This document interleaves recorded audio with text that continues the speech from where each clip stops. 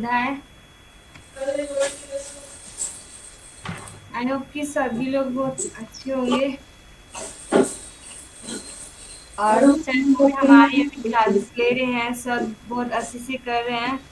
Sir तो assignment लिखने के लिए दे रहे हैं, मेडिटेशन बता रहे हैं हमें किस तरीके से लीड करना है और बहुत ही अच्छे तरीके से हम लोगों को गाइड कर रहे हैं। जैसे कि लास्ट क्लास में भी दीप सिंह जी ने बहुत अच्छे से हमें गूगल मीट वगैरह या फिर ऑनलाइन जो भी हम किस तरीके से क्लास कर सकते हैं या फिर कुछ कंप्यूटर से रिलेटेड बहुत सारी चीज़ें हमें बताई। तो कुछ हम वैसे बहुत सारी चीज़ें हम लोगों को भी नहीं पता थी, जैसे कि उन्होंने हमें किस तरीके से इसमें गूगल मीट में क्रिएट करना है, कैसे अकाउंट बनाना है, वो सब चीज़ें बहुत अच्छे तरीके से हमें बता रहे थे जो हमें नहीं पता था। और उसमें हमें बहुत कुछ सीखने के लिए मिला होगा। आई होप कि आप सबने बहुत अच्छे तरीके से किया होगा और सीखा भी होगा। तो अभी हमारी जो आज की क्लास है वो 16वीं क्लास है। तो आज का टॉपिक है हमारा माइंडफुल ट्रेनर बनने की पद्धतियाँ। तो हम किस प्रकार से एक ट्रेनर बन के निकलेंगे ट्रेनिंग के अंदर से, तो वो सब चीज़ें सर हमें बताने वाले हैं और आई होप कि सब एक्साइटेड होंगे सुनने के लिए। तो अभी मैं संचालन के लिए दयाचंद जी से निवेदन करती हूँ कि वो क्लास को आगे ले जाते हुए संचालन करें। थैंक यू अमीरा जी। आपकी आवाज़ हाँ, नहीं आ रही। अभी आ रही है क्या? हाँ अभी अब आ रही है? आ रही है, अभी हाँ, आ अभी रही है। आ रही है। बाकी सभी म्यूट कर लेंगे। सभी को मेरा जय भीम नमो बुद्धाय। और मैं सबका बहुत बहुत आभार व्यक्त करता हूँ कि हमारी 16वीं क्लास में सभी पार्टिसिपेट बहुत ही माइंडफुलनेस तरीके से ज्वाइन हुए हैं और अपना अपना वर्क कर भी रहे हैं। वर्क करने का हमें पता चल रहा है कि लगभग सभी ग्रुपों में से सभी के क्वेश्चन हैं जो सर के साथ डिस्कस होते हैं। इससे पता चलता है कि हाँ, आप लोग अच्छी तरीके से जो आपको एकेडमी की तरफ से पढ़ाया जा रहा है उस पर ध्यान दे रहे हैं। इसके लिए मैं तुम्हें बहुत बहुत धन्यवाद देता हूँ। और ध्यान देने से ही आप एक ट्रेनर बन सकते हैं। और ये आप भी जानते हैं कि जो अभी ट्रेनर का जो प्रोग्राम है वो कोई पैसे कमाने के लिए नहीं सीख रहे हैं हम, नहीं आपको पैसे कमाने के लिए सिखाया जा रहा है। वो आपको समाज में भलाई के लिए आप अपने आप को सुखी रख सकें और समाज के लोगों को जो दुखी हैं, जो इस चीज को नहीं जानते हैं कि ध्यान से कितना सुख हम अपने शरीर में प्राप्त कर सकते हैं, उन लोगों को बताना है। इस चीज के लिए हमारा उद्देश्य एकेडमी का भी यही है और आप लोगों का भी उद्देश्य यही होना चाहिए कि सीखने के बाद में हम जिन लोगों को नहीं पता है उनको ये शिक्षा दे सकें। हाँ, तो आगे मैं ज्यादा समय नहीं लेता हूँ और करते हैं डॉक्टर मनीष मेश्राम जी सर को, जो हम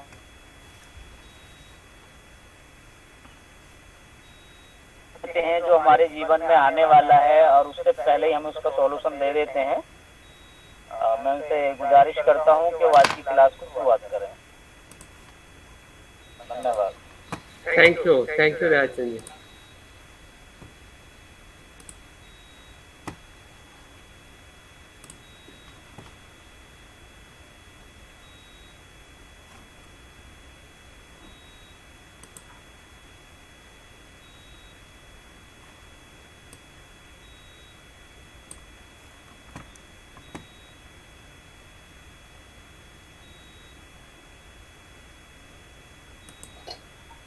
तो आज के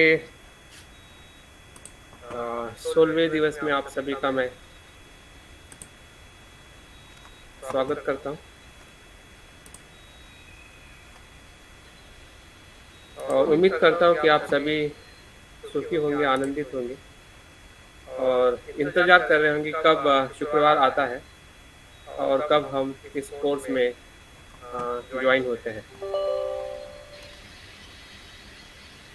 इस कोर्स के हम बहुत ही अलग अलग पड़ाव से गुजरते हुए हम एक बड़े पड़ाव पे, या हम कह सकते हैं कि पड़ाव के मध्य में आ चुके हैं। जो पड़ाव हमें और आगे गहराई में ले जाने के लिए हमें मदद करने वाला है। और हमारे जो इस प्रोग्राम का जो एक हमारा उद्देश्य था कि हम माइंडफुल ट्रेनर के तौर पे हमें आगे विकसित होना है। इंस्ट्रक्टर ट्रेनर या प्रशिक्षक क्यों होना चाहते हैं? जैसे बाबा साहब ने 1950 में जो लेख लिखा था और उसमें कहा था कि एक प्रशिक्षित धम्म सेवक हो कि जो समाज में रहते हुए समाज के लिए वो धम्म का या लोगों को सुखी करने का या सुखी बनाने का कार्य कर सके। तो मुझे लगता है कि उसी उम्मीद पे हमारा संघ भी बना है, जिसे हम त्रिरत्न बौद्ध महासंघ कहते हैं। और उसी के आधार पे हम एक विशिष्ट प्रकार का जो अभ्यास, जिसे हम ध्यान का अभ्यास कहते हैं, तो ध्यान के माध्यम से भी हम एक ऐसे उभर सकते हैं, ऐसे बन सकते हैं हमारे स्वयं के जीवन में कि जो हम ध्यान से ही लोगों को अनेक प्रकार से हम लाभान्वित कर सकते हैं।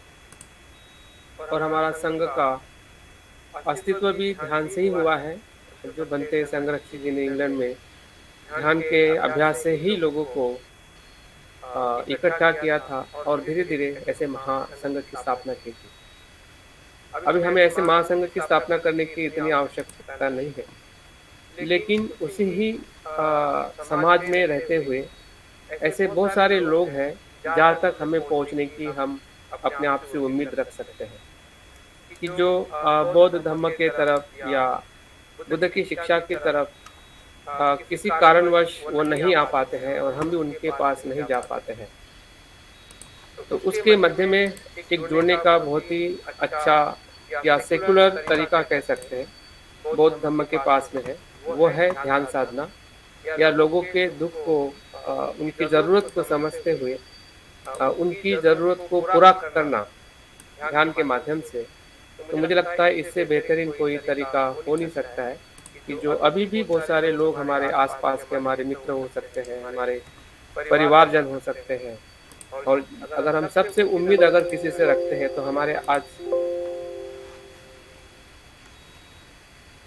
आज के उभरते हुए हमारे नव या युवक जो कहीं ना कहीं वो मन को सही तरीके से नहीं जानने की वजह से या मन का प्रशिक्षण उनके पास में नहीं होने की वजह से गलत तरीके से उनका जीवन अलग दिशाओं में जाते हुए हमें दिखाई देता है। तो उनको भी मदद करना है और हमें अपने आप को भी मदद करना है। तो उसके लिए हमें एक ऐसा अपने आप को एक विशिष्ट विषय में पारंगत करना बहुत ही ज़रूरी है। और मुझे लगता है कि ध्यान एक अपने आप में ऐसा विषय है या ऐसा आचरण है कि एक तीर में दो निशान को हम साध सकते हैं। ध्यान एक ऐसा माध्यम है कि जो हम स्वयं के विकास के साथ में औरों को भी उस ध्यान के सुख के अंदर लाने के लिए हम प्रेरित कर सकते हैं। तो मुझे लगता है कि यही हमारे इस पूरे कोर्स का एक लक्ष्य है कि जो हम धीरे धीरे अभी तक के अभ्यास के माध्यम से हमने जो अलग अलग विषय थे या उसकी जो पार्श्वभूमि थी या उसके विभिन्न पहलू थे, फिर बुद्ध से लेकर या आधुनिक वैज्ञानिक मनोवैज्ञानिक तक, या उसके बाद में भी जो उसके अलग अलग पहलू से हमने अभ्यास करते हुए अभी हम एक मध्य धार में ऐसा कह सकते हैं कि यहाँ से अगर हमें आगे जाना है तो हम आगे जा सकते हैं, अगर हमें लगता है कि हमें पीछे जाना है तो पीछे भी जा सकते हैं। क्योंकि यहाँ से आप या ये कोर्स आपको क्या दे सकता है और आप क्या ले सकते हैं, है ना। इन दोनों पे भी अगर हमें आगे बढ़ना है तो आज का जो विषय और इसके बाद में जो एक ट्रेनिंग का एक नया स्वरूप कह सकते हैं, जिसे हम अपने आप को ही एक प्रशिक्षक के तौर पे निर्माण करना, या उस कोर्स के साथ में जो हमारा ज्ञान है या अनुभव है, तो उसके साथ में हमें आगे बढ़ते बढ़ते एक ऐसे जगह पे हमें पहुंचना है कि वो कहीं ना कहीं हमारे मन में या हमारे जीवन में हम उस उद्देश्य को लेके बैठे हैं कि कुछ न कुछ ऐसा करना है कि जो स्वयं के लिए और औरों के लिए कल्याणकारी हो। हुँ? और वो वही इंसान कर सकता है कि जो अपने आप को एक प्रशिक्षक के तौर पे या एक शिक्षक के तौर पे या एक मोटिवेटर के तौर पे या मेंटर के तौर पे जब अपने आप को उभरता है या स्वयं का विकास करता है, वही इंसान या वही व्यक्ति औरों को मोटिवेट कर सकता है, औरों को प्रेरित कर सकता है और औरों को मार्ग दिखा सकता है, जिसे हम गाइड कहते हैं। हुँ? तो गाइड अगर करना है तो हमारे पास में उसका प्रॉपर जो एक ब्रिज है। हुँ? अभी आपके पास में नॉलेज है, जो अभी तक हमने सिखाया है और आपका पहले का भी नॉलेज है। लेकिन उस नॉलेज को उस व्यक्ति तक कैसे लेके जाए, जो व्यक्ति इंतज़ार कर रहा है। अगर उस बीच का अगर ब्रिज अगर हम प्रॉपरली नहीं बनाते हैं, हुँ? या वो बनाने का अगर हम प्रशिक्षण अपने आप को नहीं देते हैं, जैसे कि उसके साथ में जोड़ने का जो ब्रिज जो है, वो एक प्रकार का कोर्स का निर्माण करना है। जैसे कि अगर हम अपने संघ में देखते हैं कि कोई मित्र या ब्रह्मचारी बनना चाहता है, तो कैसे बनता है? तो उसका एक कंटेंट होता है, एक कोर्स का डिज़ाइन होता है कि ये सब्जेक्ट वो पढ़ेगा, तो वो मित्र बनेगा। ये सब्जेक्ट पढ़ेगा जीएफआर में, तो वो ऑर्डर की तरफ आगे बढ़ेगा। तो ऐसा ही कुछ या अगर हम किसी स्कूल, यूनिवर्सिटी में जब एडमिशन लेते हैं, तो उसमें जो कोर्स का कंटेंट होता है, वो एक प्रकार का विद्यार्थी और शिक्षक के बीच में ब्रिज होता है। आप सोचिए कि अगर उसके बीच में अगर ब्रिज ना हो, कोर्स का कंटेंट ही ना हो, तो क्या शिक्षक और विद्यार्थी एक-दूसरे के साथ में जुड़ सकता है क्या? नहीं जुड़ सकता। तो अपने आप को आप समझिए कि आप प्रशिक्षक हो या एक टीचर हो या गाइड हो और आपको और किसी के साथ में जुड़ना है कि जो इंतज़ार कर रहा है कि वो अपने दुःख में है, समस्या में है या कुछ उसको चाहिए उसके जीवन में, हाँ? वो किसी न किसी व्यक्ति का, परिस्थिति का इंतज़ार कर रहा है। हुँ? अगर हमारे पास में एक प्रॉपर कोर्स होता है, एक प्रॉपर प्रक्रिया होती है कि उस व्यक्ति को हमारे साथ मतलब आपके खुद के अनुभव के साथ। आपका खुद का अनुभव मतलब क्या है? ये कहाँ से अनुभव आया है? आपको बुद्ध के पास से अनुभव आया है या बौद्ध धर्म का जो आपने अध्ययन किया है, ध्यान का जो आपका खुद का अनुभव है, वो अनुभव आपको पूरे अ, सत्यता के साथ में आया हुआ है और वही अनुभव के आधार पे आप लोगों को ये बताना चाहते हैं कि किस प्रकार से वो व्यक्ति भी अपने जीवन में सुखी हो सकता है, जिस प्रकार से आप कुछ हद तक सुख का या सच्चे सुख का आप अनुभव कर चुके हैं और उसी रास्ते पे औरों को भी आप लेके आना चाहते हैं कि जो आपका हो सकता है कि मित्र हो या मित्र ना भी हो सकता है कि वो आपका समूह का व्यक्ति ना हो, अन्य समूह का भी व्यक्ति हो, अन्य भाषा का भी व्यक्ति हो या किसी और प्रांत का भी व्यक्ति हो। तो वो जुड़ने का कहीं न कहीं जो स्किल जो है, जिसे हम कह सकते हैं कि कोर्स का निर्माण करना या जिसे हम पाठ्यक्रम कहते हैं, है ना? एक विशिष्ट प्रकार का पाठ्यक्रम कैसे निर्माण किया जा सकता है और ये विषय पढ़ते समय मुझे भी बहुत सारी बातें इन सप्ताहों में पता चली है कि सही में शिक्षक और एजुकेशन का कितना महत्वपूर्ण काम है। जो अभ्यास में सिखाया जाता है एक शिक्षक को या एजुकेशन में जो उसके मूल्य की बात की जाती है, एक-एक छोटे-छोटे बातों की, लेकिन वास्तविकता में उसका एक इम्प्लीमेंटेशन जो है, वो हमें बहुत कम प्रमाण में दिखाई देता है, नहीं के बराबर। हुँ? पॉलिसी के माध्यम से भी हमें वो दिखाई नहीं देता है या टीचर के माध्यम से भी वो दिखाई नहीं देता है, लेकिन राइटिंग में दिखाई देता है। हुँ? राइट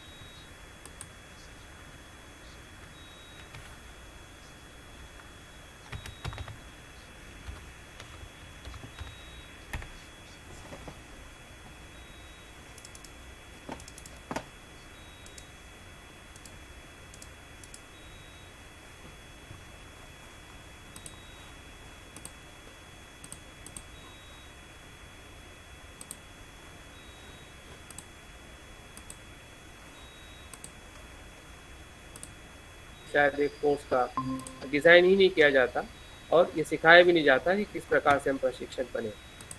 मैं उम्मीद करता हूँ कि आपका जो भी शिक्षा का अनुभव है वो भी आपको इसमें आप डाल सकते हैं, आपका धम्म का अनुभव है वो भी इसमें आप डाल सकते हैं, और आपके ध्यान का जो अनुभव है वो भी इसमें डाल के उस बातों को सोच सकते हैं कि ये मुझसे संभव है, क्योंकि मैं जानता हूँ कि किस प्रकार से प्रशिक्षक बन के ध्यान के बारे में मैं लोगों को प्रेरित कर सकता हूँ। देखते हैं, एक एक बातों को हम आगे बढ़ेंगे।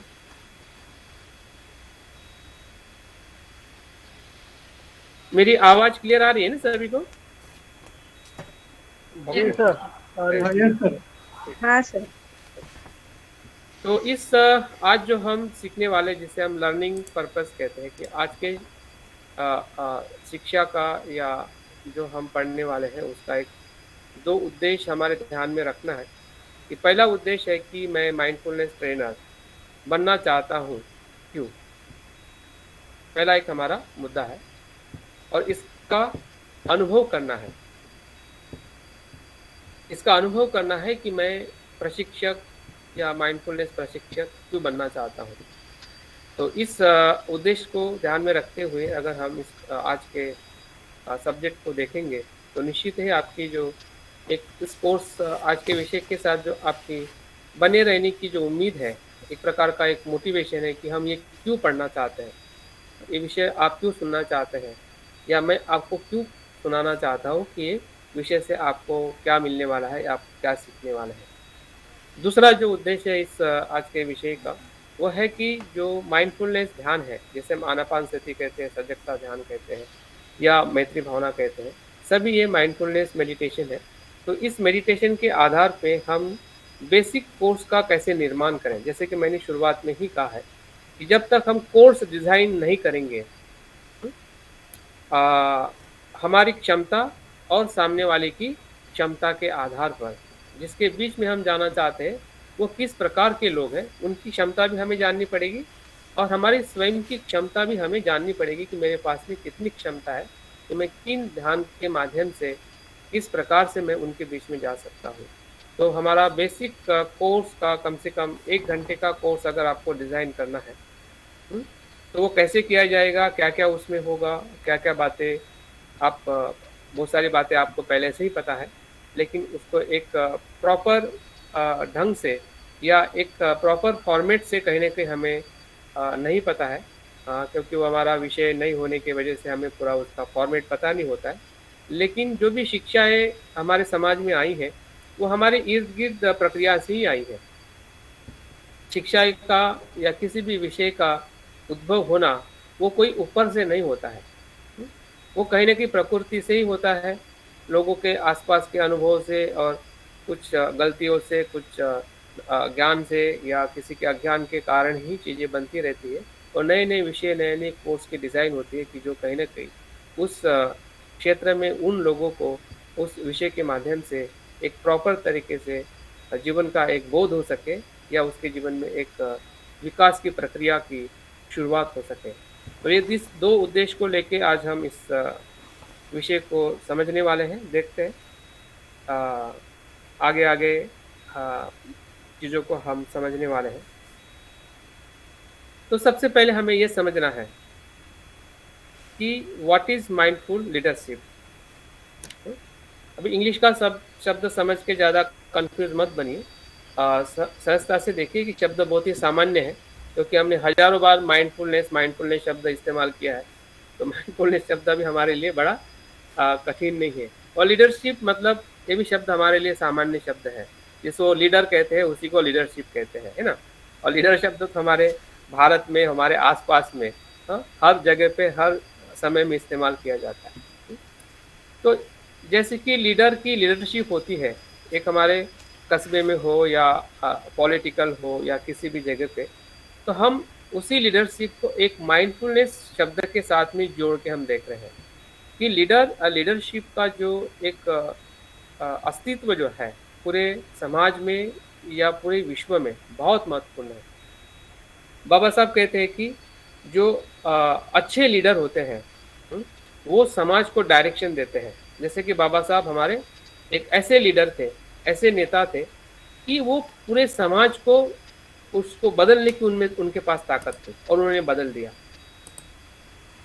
उसके पहले के भी लीडर देखते हैं, उसके बाद के भी लीडर देखते हैं, हाँ, तो वो भी अपने आप को लीडर कहते हैं, लेकिन उसमें वो ताकत नहीं होती है कि वो समाज में इतना परिवर्तन ला सके। तो जो परिवर्तन लाते हैं और परिवर्तन नहीं लाते हैं, तो दो प्रकार के लीडर हो गए। तो यहाँ पे हम जो समाज में एक परिवर्तन ला सकते हैं, तो उसको माइंडफुल या वाइज लीडर या परफेक्ट लीडरशिप हम कह सकते हैं, हाँ? तो इस शब्द के आधार पे भी अगर हम लीडरशिप के साथ अगर माइंडफुलनेस लगाते तो उसका अर्थ कैसे बदल जाता है। माइंडफुलनेस का अर्थ हमने देखा था कि वो ऐसी जागरूकता है कि वो हर क्षण में वो सजग रहती है और वो मानव की एक सहज क्षमता है। माइंडफुलनेस को फिर से याद करिए कि माइंडफुलनेस का मतलब यह है कि वो पूरी तरह से सजग होती है। अगर हम बाबा साहब का एग्जाम्पल लें तो बाबा साहब हर समय में पूरी तरह से सजग रहते थे और वो वर्तमान में हमेशा बने रहते थे, और उसी के क्षमता के साथ में वो कार्य करते थे। उनको ना भविष्य का डर था, ना भूतकाल का अफसोस था, क्योंकि दोनों जो भूतकाल और जो भविष्य काल जो है, वो हमेशा इंसान को क्या करता है, कमजोर करता है। और बाबा साहब हमें किसी भी परिस्थिति में, फिर उनका कितना अपमान हुआ हो या उनको डराया गया हो या उनको खाना नहीं मिला हो या उनको सम्मान नहीं मिला हो, ऐसे कितने सारे हर दिन के अगर हम उनके जीवन में घटनाएं देखें तो शायद इतनी सारी घटनाएं एक इंसान के जीवन में आ सकती है, तो मैं तो अपने जीवन में नहीं देख पा रहा हूँ। लेकिन बाबा साहब के जीवन में अगर हम घटना का क्रम देखें, तो वो अनेकों ऐसी घटना रोज की उनके साथ में बनती होगी कि जो उनको अफसोस भी होता होगा, भय भी लगता होगा, लेकिन उनके जीवन में उसका जो परिणाम जो है, वो सिर्फ क्षण का रहता होगा, आके चला जाता होगा और फिर से बाबा साहब वर्तमान में आके अपने पूरे शक्ति से काम करते होंगे। तभी तो इतने बड़े बड़े काम, इतनी बड़ी बड़ी डिग्रियां या इतना अध्ययन, इतनी क्षमता के साथ अपनी बात को रखना, ये कोई सामान्य व्यक्ति का काम नहीं हो सकता है। उनका जो माइंडफुलनेस, क्योंकि उसके विषय पे भी मैं एक टॉक देने वाला हूँ कि बाबा साहब के जीवन में माइंडफुलनेस क्या है। मैं सिर्फ अभी बाबा साहब के एग्जाम्पल के तौर पर मैं देख रहा हूँ कि माइंडफुलनेस क्या होता है, कि वो हमेशा वर्तमान के परिस्थिति में सजग रह के अपने कार्य को करता है और वो एक मानव की अपनी सहज क्षमता है। वो किसी के पास से लेने की वो बात नहीं है, किसी के पास से सीखने की भी बात नहीं है। वो मनुष्य के जीवन में ही, जिसे हम मनुष्य की जो क्षमता विरासत कहते हैं, वो स्वयं की ही विरासत है। और उस तरीके से माइंडफुलनेस को जब हम देखते हैं तो माइंडफुलनेस के नेतृत्व में क्या आता है, किसे हम लीडरशिप, माइंडफुलनेस लीडरशिप कहते हैं, कि जो स्वजागरूक होता है, प्रज्ञावान होता है, आत्मविश्वासी होता है, इन श्रेष्ठ स्तरों का वो रूपांतरण करने का सराव करता है। स्वजागृति, प्रज्ञा और आत्मविश्वास का श्रेष्ठ स्तर में रूपांतरण करने का वो प्रैक्टिस करता है या उसका वो अवलंबन करता है, उसको कहते हैं माइंडफुलनेस लीडरशिप,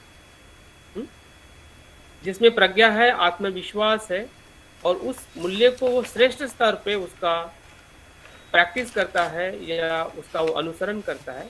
ऐसा नेता जो दैनिक जीवन के सभी पहलुओं को अपने और सबके अच्छे के लिए और आत्मविश्वास लाने के लिए और दूसरों में महानता की प्रेरणा देने के लिए, प्रेरित करने के लिए जो नेतृत्व करता है, वो है माइंडफुलनेस लीडरशिप। और ये सभी गुण हमें बाबा साहब के जीवन में दिखाई देते हैं और हमें भी अगर माइंडफुलनेस लीडरशिप को समझना है, माइंडफुलनेस के ध्यान के आधार पे, अनुभव पे, तो हम भी अपने नेतृत्व को, भले वो नेतृत्व हमारा घर में हो या किसी मित्र के साथ हो या किसी बड़ी सभा में हो या किसी भी कार्य में हो, तो हमारा नेतृत्व से तभी हम लोगों को ज़्यादा प्रेरित कर सकते हैं कि जब हम माइंडफुलनेस है।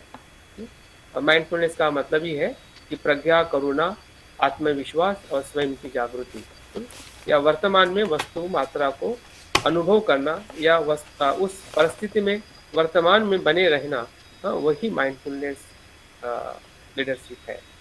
तो देखते हैं कि ये लीडरशिप कैसे हम धीरे धीरे इस कोर्स के माध्यम से हम बढ़ा सकते हैं, क्योंकि हम ध्यान कर रहे हैं और ध्यान से हमें उसका लाभ हमें हो रहा है, पता चल रहा है कि सही में माइंडफुलनेस से हमारे जीवन में कैसे बदलाव हो रहा है। यही उसका ओवरव्यू है। जैसे कि मैंने अभी बताया कि नेतृत्व का सचेत नेतृत्व का अभ्यास। सचेत नेतृत्व मतलब माइंडफुलनेस अवेयरनेस, माइंडफुलनेस लीडरशिप, आत्म जागृति, ऊंचे स्तर पे विकास करने का जो तरीका है वही माइंडफुलनेस लीडरशिप है। जो हमारा स्तर है उससे ऊपर उठाना या उठना। सामान्य तौर पे जो हम लौकिक जीवन में जीते हैं, तू मैं के जीवन में जीते हैं या एक सांसारिक जीवन में जीते हैं, उस सांसारिक जीवन के स्तर को, फिर वो स्तर आपका परिवार का भी हो सकता है कि परिवार में भी हम ऐसे ही तू मैं करके ही जीते हैं या सांसारिक स्तर में ही जीते हैं। उस स्तर को ऊंचे स्तर की तरफ ले जाना वही माइंडफुलनेस लीडरशिप है। इवन हम अभ्यास कर रहे हैं या किसी भी क्षेत्र में काम कर रहे हैं तो हमारा भी जो स्तर जो होता है सामान्य स्तर होता है, लेकिन उस स्तर को और ऊंचाई की तरफ ले जाने के लिए जो भी हम करेंगे माइंडफुलनेस के आधार पे, तो निश्चित ही वो सभी जो कार्य जो है वो एक प्रकार के माइंडफुलनेस लीडरशिप के अंतर्गत आ जाता है और हम उस स्किल को डेवलप करना, जो अभी तक हमने ध्यान के माध्यम से या अपने अनुभव के माध्यम से हमने देखा है कि हम में वो लीडरशिप की क्वालिटी है, अगर है तो उसको हम कैसे इंटरैक्ट करें, कैसे प्रेजेंट करें, अभी वो हमारी सबसे बड़ी जिम्मेदारी है। हम अपने आप को ऐसा नहीं कह सकते कि मेरे पास में माइंडफुलनेस लीडरशिप नहीं है। भले 10 लोगों के लिए नहीं होगी, लेकिन आपके परिवार के लिए तो हो सकती है। अगर आप पेरेंट्स हो और आपके घर के मुखिया हो, तो क्या उस तौर पे भी आप क्या लीडरशिप को ले सकते हैं क्या? अभी लीडरशिप हम कर रहे हैं, कंट्रोल लीडरशिप कर रहे हैं, इगोइस्ट लीडरशिप कर रहे हैं, पावरफुल लीडरशिप कर रहे हैं, ठीक है। और उस लीडरशिप की वजह से क्या हो रहा है कि ना हम खुद सुखी हो रहे हैं, ना हमारे आसपास के परिवार के लोग सुखी हो रहे हैं। लेकिन इसी लीडरशिप के अंदर अगर माइंडफुलनेस लीडरशिप आती है, जिसे हम मैत्री मोड कहते हैं, है ना। एक तरफ पावर मोड है, जिस पावर मोड से हम हर चीज को कंट्रोल करके अपने नेतृत्व में रखना चाहते हैं। तो दूसरा जो मोड जो है, जिसे हम मैत्री मोड कहते हैं, मैत्री मोड ही एक प्रकार की माइंडफुलनेस लीडरशिप, क्योंकि हम संवेदनशील होते हैं, जागरूक होते हैं कि मैं भी इंसान हूँ, सामने वाला भी इंसान है, और उस आधार पे जब हम अपनी बात को कहते हैं, सोचते हैं या व्यवहार करते हैं, तो समझ जाइए कि वो चीज़ कहीं ना कहीं उसी लेवल पे आ जाती है कि जो आपके पहले से ही अनुभव रहे हैं और आपका अध्ययन भी रहा है। अगर कुछ प्रश्न है तो ज़रूर हम इसके बारे में और आप मुझसे जान सकते हैं।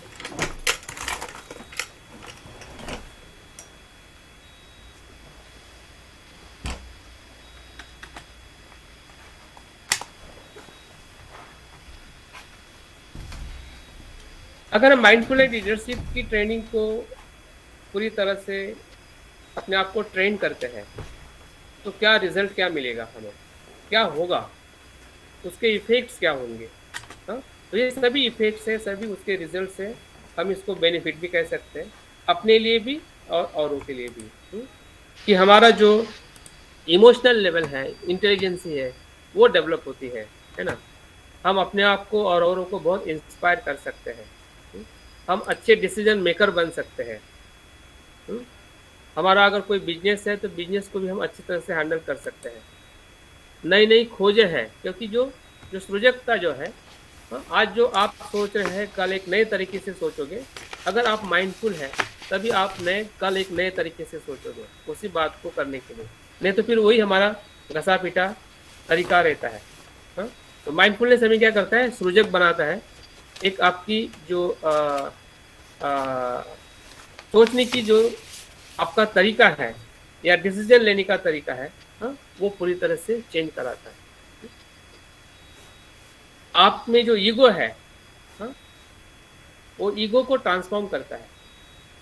अगर हम माइंडफुलनेस टीचिंग के साथ या ट्रेनिंग के साथ अगर हम आगे बढ़ते हैं और दूसरे के साथ हमारे जो व्यवहार है, सच्चाई के व्यवहार होते हैं, तनाव कम होता है, हमारी जो हमारे रिश्ते अच्छे होते हैं और हम अधिकाधिक सकारात्मक होते हैं।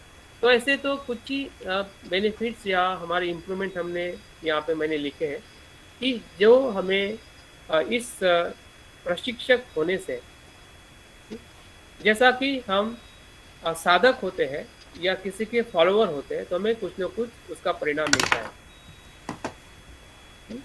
लेकिन फॉलोअर बनने के साथ उतना ही बना रहे वो इतना लाभान्वित नहीं होता है। लेकिन आप किसी बुद्ध के आप साधक बनते हैं और साधक होने के साथ आप प्रशिक्षक बनते हैं। प्रशिक्षक बनने का अर्थ एक प्रकार का आप अपने आप में जो बुद्धिमत्ता जो है या आपकी देने की जो प्रवृत्ति जो है, ज्ञान बांटने की, जिसे हम कह सकते हैं कि धम्मदान जो कहते हैं, धम्मदान की प्रवृत्ति जो है, वो इसी से ही बढ़ सकती है। अगर आप में प्रशिक्षक की क्वालिटी अगर आप विकसित नहीं करते हैं तो आपके माध्यम से धम्मदान नहीं के बराबर होगा। हो सकता है कि आपके आचरण को देख के कोई लोग मोटिवेट हो सकते हैं, लेकिन ज़्यादा मोटिवेट नहीं होंगे, क्योंकि आप उनसे उस प्रकार से उनकी जो ज़रूरत है उसके हिसाब से आप बात ही नहीं कर रहे हैं। आपको पता ही नहीं कि किस प्रकार से उनसे मुझे बातें करनी है कि जो उसकी ज़रूरत है। तो हम ज़्यादा लोगों को धम्मदान नहीं दे सकते और हम बौद्ध की परंपरा जो रही है, विद्वान बौद्ध की परंपरा रही है, सिर्फ बौद्ध उपासकों की परंपरा बौद्ध धर्म में नहीं है। जितना भी हमें बौद्ध धर्म में विकास होते हुए दिखाई देता है, बुद्ध के बाद जितने भी महान आचार्य आप अपने विषयों में पारंगत रह के अपनी बातों को अलग अलग तरीके से रखते हुए बुद्ध की शिक्षाओं को अलग अलग प्रकार से जो उन्होंने प्रस्तुत किया है, वो इसी का ही परिणाम है कि जो आज हम अपने आप में भी उस क्षमता को हम विकसित कर सकते हैं कि हमारी जो क्वालिटी जो है वो सिर्फ धम्म सुन के साधक होने की नहीं है, बल्कि साधक होने के साथ साथ हमें प्रशिक्षक होने की भी ज़रूरत है। और बाबा साहब का भी यही स्वप्न था या भविष्य था कि जब तक हमारे समाज में ऐसे प्रशिक्षक निर्माण नहीं होते, जिस प्रकार से आज हम देख पा रहे हैं कि संघ के माध्यम से ऐसे हजारों प्रशिक्षक बन चुके हैं, लेकिन फिर भी ध्यान को सिखाने वाले की जो कमी जो है मुझे अभी भी कम लग रही है। शायद आप देख पा रहे हो कि ध्यान के माध्यम से हम बहुत कम लोगों को डायरेक्ट मदद कर पा रहे हैं। तो ये प्रशिक्षण जो है पूरी तरह से ध्यान को कमिटेड है कि ध्यान के माध्यम से हम लोगों को बहुत सारा लाभान्वित कर सकते हैं और हमें भी उसका लाभ मिल सकता है।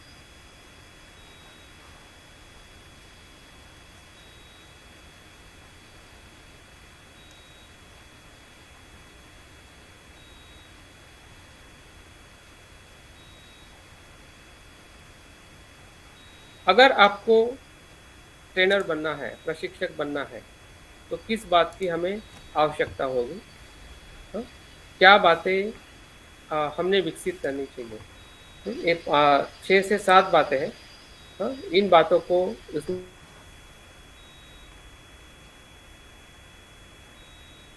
दिलाना चाहता हूँ कि इन चीज़ों का विकास करना एक अच्छे प्रशिक्षक में अति आवश्यक है।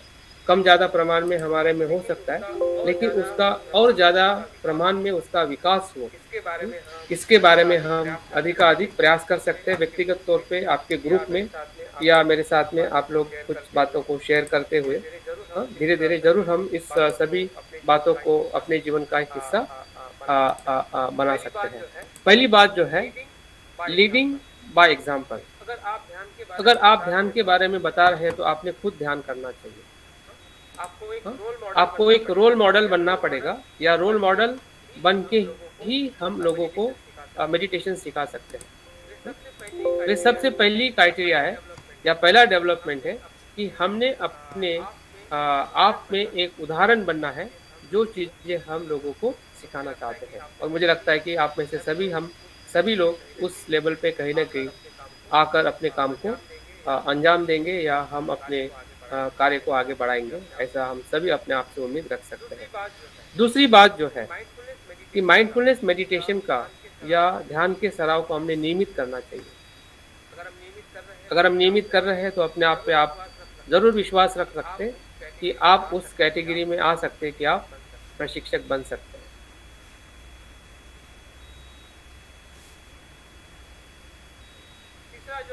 तीसरा जो है कि आप आपकी जो प्रशंसा है या मान्यता है,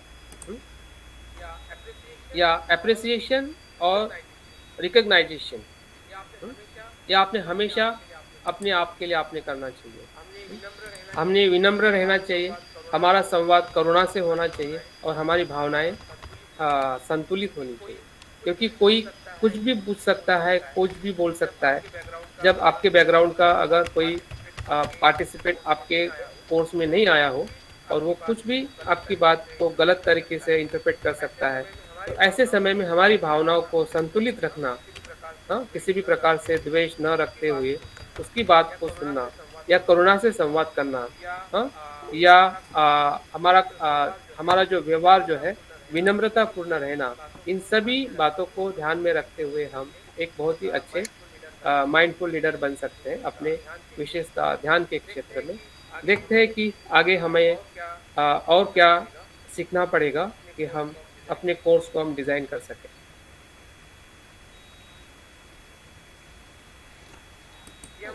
सर ये हमारी सेकंड वाला पॉइंट था सर पीछे वाली yes? स्लाइड में, डिस्कनेक्ट रेगुलरली सर, वो समझ नहीं आया।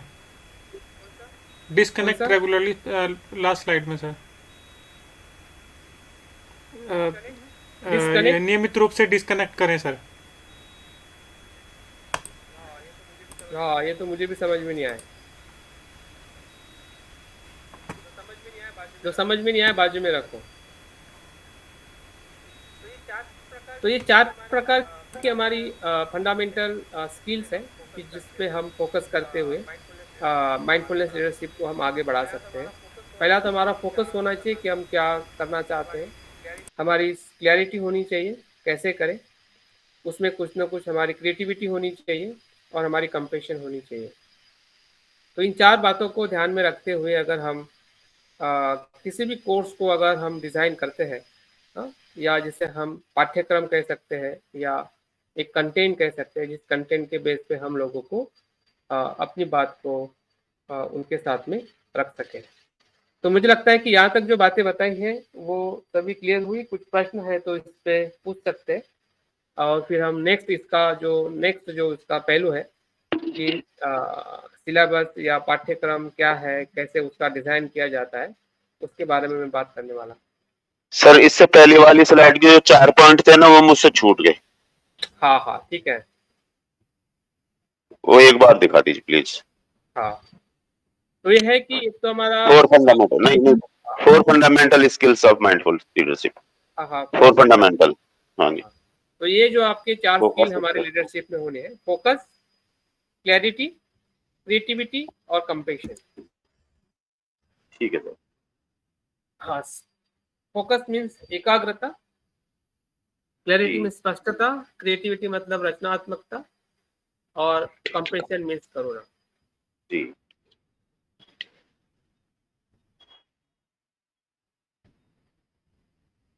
यहाँ तक पता चला?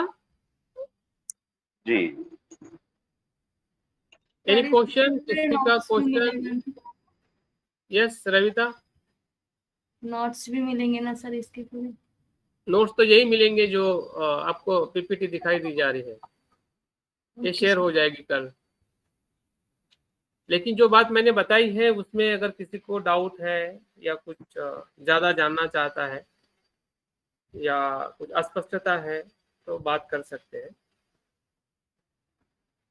सर मेरा क्वेश्चन है, अगर हम अपनी बात को दूसरों के सामने रखना चाहते हैं तो मतलब उसको क्लियरिटी के साथ में किस प्रकार से और अच्छे तरीके से हम रख सकते हैं सर?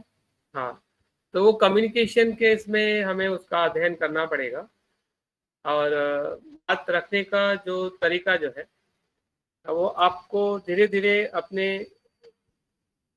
सजगता जो है कि हमारी जो सजगता है कि हम कब कैसे बात करते हैं और हमारी गलतियाँ कहाँ कहाँ पे हो रही है, क्योंकि अपनी गलतियां ही हमें माइंडफुलनेस बनाती है। जैसे कि बच्चा चलता है गिरता है, चलता है गिरता है और सजग हो जाता है। अभी आप बोलोगे कि उसकी सजगता उसको कौन सिखाता है? कोई नहीं सिखाता। गर्म पानी में हाथ डालता है, ठंडे पानी में हाथ डालता है, तो उसको पता चलता है कि ज्यादा गर्म है तो उसमें हाथ नहीं डालेगा, वो सजग हो जाता है। ठंडे पानी अगर ज्यादा ठंडा है तो उसको अगर ज्यादा सेंसेशन होगा और वो जागरूक हो जाता है कि ये बहुत ठंडा है। तो ऐसे ही हमारे कम्युनिकेशन में अगर हम बात कर रहे हैं और हमें पता चल रहा है कि इससे मेरी बात भी वो पूरी तरह से समझ नहीं पा रहे हैं और सामने वाला इंसान भी अगर उस बात को गलत तरीके से ले रहा है, तो कुछ न कुछ हमारी जो बात करने का जो तरीका है या हमारी जो अस्पष्टता जो है, हमारे थॉट्स की अस्पष्टता, क्योंकि बात कहाँ से निकलती है हमें पता होनी चाहिए। हमें लगता है बात मुंह से निकलती है, लेकिन मुंह से नहीं निकलती है। मुंह के पहले आपके थॉट्स और इमोशन के साथ में वो कनेक्ट होते हैं, तभी आप मुंह से बोलते हो। और हमारा इतनी ही जागृति रहती कि मैं बोल रहा हूँ, हमारे उस समय ये जागृति नहीं रहती कि उसके पीछे थॉट्स क्या है।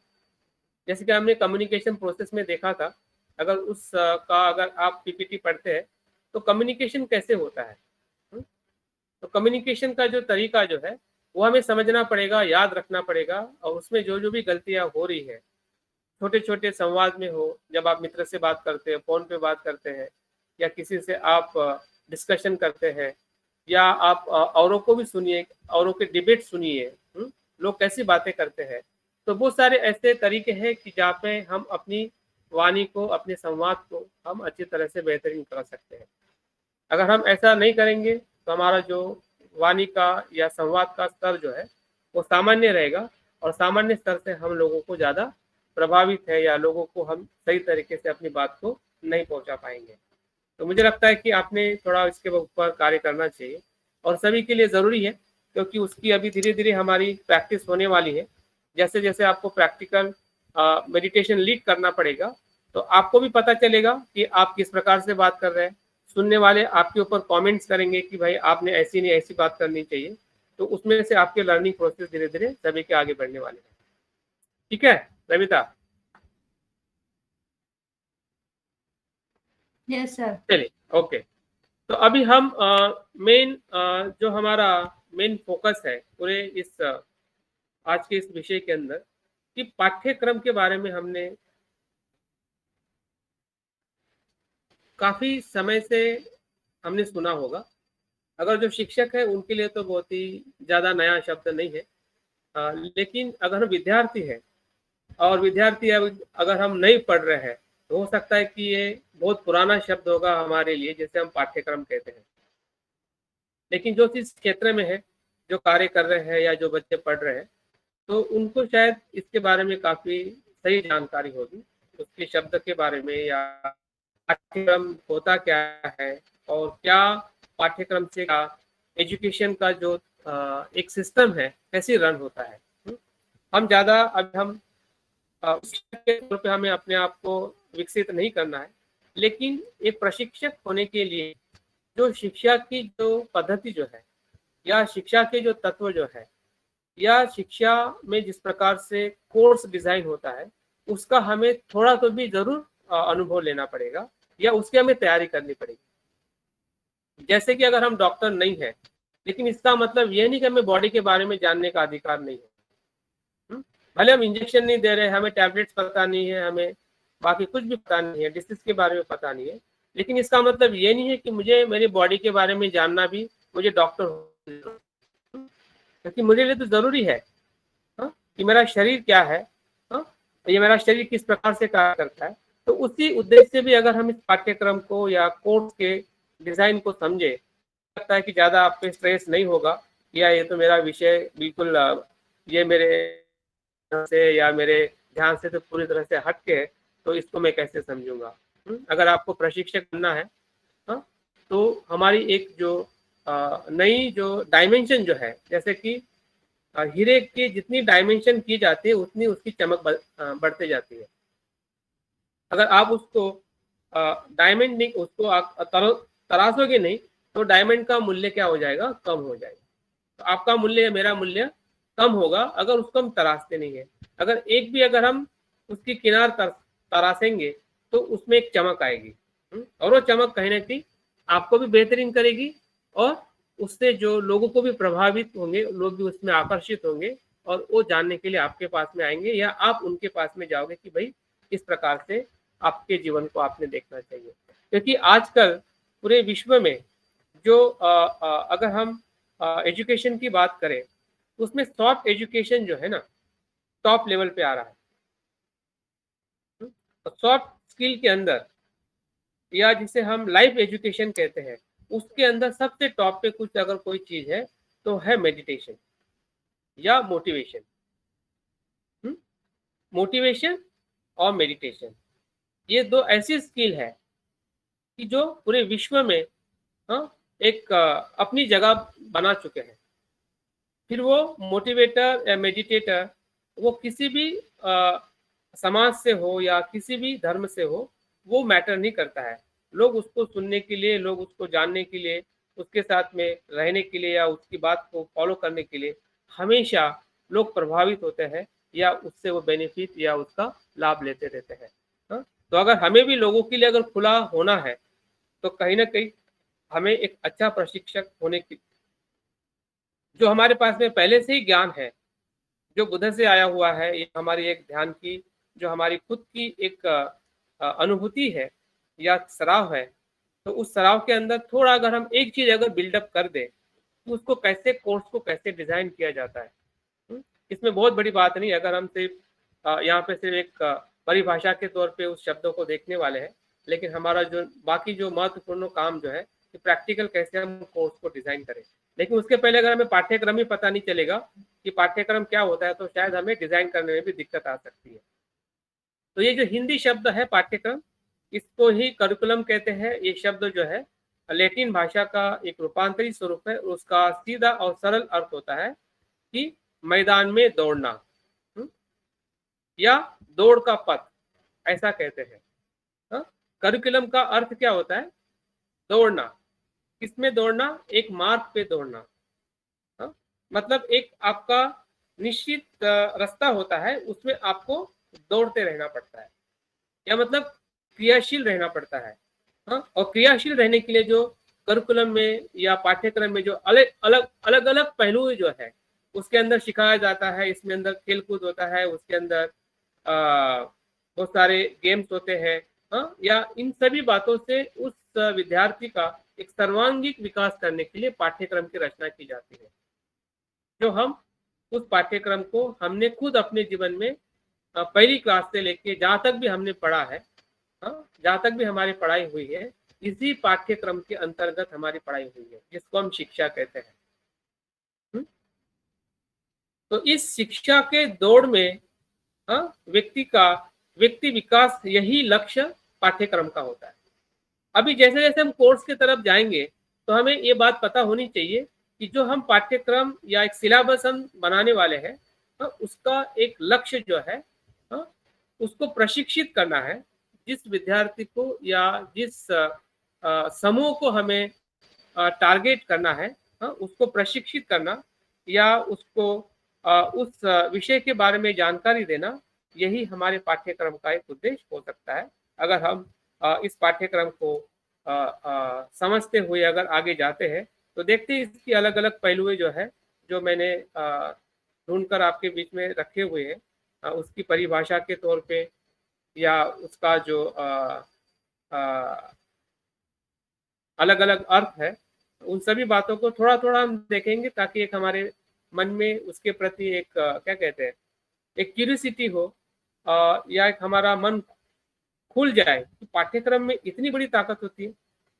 जब मैंने इस भाषा को पढ़ा तो मैं भी हैरान हो गया, क्योंकि इसके पहले मुझे भी पता नहीं था कि पाठ्यक्रम इसे इतने मतलब गहराई में कहा जाता है। मैं भी पढ़ा हूँ, आप भी पढ़े हैं, लेकिन जब तक हम उसके समीप नहीं जाते हैं या एक विद्यार्थी के तौर पे या एक उसको सीखने के इच्छा के तौर पे जब तक उस विषय को हम पढ़ते नहीं है, तब तक उसकी जो गहराई जो है, जिस गहराई से वो शब्द आया है, अभी पाठ्यक्रम सुनना पढ़ना हमें बहुत इजी लगता है, लेकिन उसका जो मेन तत्व जो है उस तत्व के बारे में बहुत कम बातें होती है। सिर्फ उन लोगों को, 2-4 लोगों को पता होता है जो उसके बारे में अभ्यास करते हैं, सिखाते हैं, लेकिन उसके बाद में उसका पूरा स्वरूप ही बदल जाता है। उसका कुछ एहसास ही नहीं होता है पढ़ाने वाले को, सिखाने वाले को या सीखने वाले को, जो मुझे इस विषय को पढ़ते हुए मुझे लगा।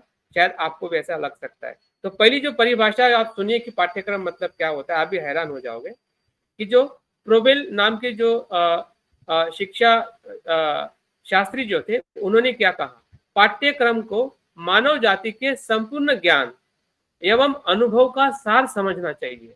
आप देखिए कि पूरा बुद्धिज्म इसमें आ गया। अगर बुद्ध की अगर पूरी शिक्षा को अगर हम कंपाइल करते हैं, क्योंकि बुद्ध ने आर्याष्टांगिक मार्ग के माध्यम से एक सर्वांगीण विकास की बात की है कि मन का हो, भावना का हो, वाणी का हो, उनके एक्शन का हो, या उनकी आजीविका का हो, या उनके मन का हो, तो हर तरीके के विकास की बुद्ध ने बात की है। तो पाठ्यक्रम का भी मतलब यही होता है जो अभी तक हमने पढ़ा है, लेकिन हमें इसका एहसास नहीं हुआ है। हो सकता है कि अगर आज हमें एहसास हुआ है तो हमारे बीच में जो ऐसे युवा है, ऐसे लोग हैं कि जो शिक्षा क्षेत्र में आगे बढ़ रहे हैं या शिक्षा ले रहे हैं, तो उनको उसका एहसास कराना एक हमारे बौद्ध उपासक या एक अच्छे प्रशिक्षक का सबसे महत्वपूर्ण कार्य है। वो उस तौर से भी हम इस परिभाषा को देख सकते हैं। मुनेरो नाम के जो साइंटिस्ट है, उन्होंने भी और अच्छी परिभाषा की है। पाठ्यक्रम में वह सभी अनुभव सम्मिलित है जिन्हें शिक्षा के उद्देश्य की पूर्ति के लिए विद्यालय में प्रयोग में लाया जाता है। इसकी जो भी उद्देश्य की पूर्ति करना, ये पाठ्यक्रम का लक्ष्य है। अब जैसे हम भी कोर्स डिजाइन करेंगे तो हमारा भी एक पाठ्यक्रम रहेगा, जैसे हम पर्टिकुलर कंटेंट कहते हैं, और उसका एक लक्ष्य रहेगा, और उसकी पूर्ति करना ही उस कोर्स का, उस पाठ्यक्रम का लक्ष्य होता है। तो इनके भी उद्देश्य या इनके भी परिभाषा से हमें थोड़ी जानकारी मिल सकती है कि पाठ्यक्रम, जिसे हम करिकुलम कहते हैं, वो कैसे, किस आधार पे बनाया जाता है। पाठ्यक्रम अनुभव का भंडार है। वह जीवन की समस्याओं की एक श्रृंखला है जो जीवन के समय समय पर प्राप्त होती है। पाठ्यक्रम को ऐसा फिक्स प्रक्रिया नहीं है, वो हमेशा जीवन के समस्या के आधार पर बदलती रहती है। जैसे कि प्राचीन समय में अलग प्रकार की शिक्षा थी, मध्य समय में अलग प्रकार की शिक्षा है, शिक्षा पाठ्यक्रम है। आज हमारे मॉडर्न एजुकेशन में अलग प्रकार की शिक्षा का स्रोत है। हर समय में शिक्षा का जो मूल्यांकन है या उसकी पद्धतियां बदलती रहती है। जो कनिंघम है, उन्होंने भी एक परिभाषा दी है कि ये पाठ्यक्रम का ऐसा अभिप्राय है कि जिसमें मनुष्य जाति के संपूर्ण ज्ञान और अनुभव के सार के लिए किया जाता है। संक्षिप्त में पाठ्य विषय का व्यवस्थित स्वरूप है जो अनेक विद्वानों के संयोग से निर्मित होता है। ये जो सिलेबस है, पाठ्यक्रम जो है, ये एक ऐसे लोगों के माध्यम से निर्माण होता है कि जो उसमें विशेषज्ञ है। अभी हम जब कोर्स डिजाइन कर रहे हैं मेडिटेशन का, तो हम उसमें पारंगत है। आप कहीं न कहीं अनुभव से उस विषय को बनाने वाले हैं, या मैं आपको मदद करने वाला हूँ, या ऐसे बहुत सारे लोग हैं जो हमारे बीच में 5-5, 10-10 साल से, 20-20 साल से ध्यान का अनुभव ले रहे हैं। तो हम ऐसे कोर्स को डिजाइन कर रहे हैं कि जिस कोर्स में, जिस विषय के अंदर हम पारंगत है या हम विशेषज्ञ हैं, और वही व्यक्ति जो है वो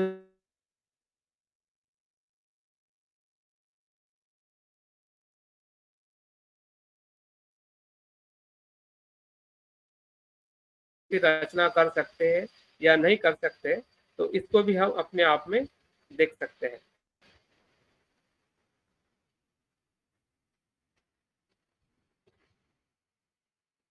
ये भी बहुत ही महत्वपूर्ण परिभाषा जो है, मुदालियर कमीशन जो 1952 में भारत में जो शिक्षाएं निर्माण हुई थी, तो उनकी परिभाषा मुझे बहुत ही अच्छी लगी है। वो क्या बताते, पाठ्यक्रम का अर्थ केवल उन रूढ़िवादी या सैद्धांतिक विषयों से नहीं है जो परंपरा से आ रहा है, जिसको पारंपरिक शिक्षाएं कहते हैं, कि जो विद्यालय में परंपरागत ढंग से पढ़ाया जाता है, बल्कि बच्चे के वे भी अनुभव निहित होते हैं जिनमें वे विद्यालय कक्षा और कक्ष में, प्रयोगशाला में, खेल के मैदान में तथा पुस्तकालय में प्राप्त करते हैं। ये बहुत विस्तारित परिभाषा है।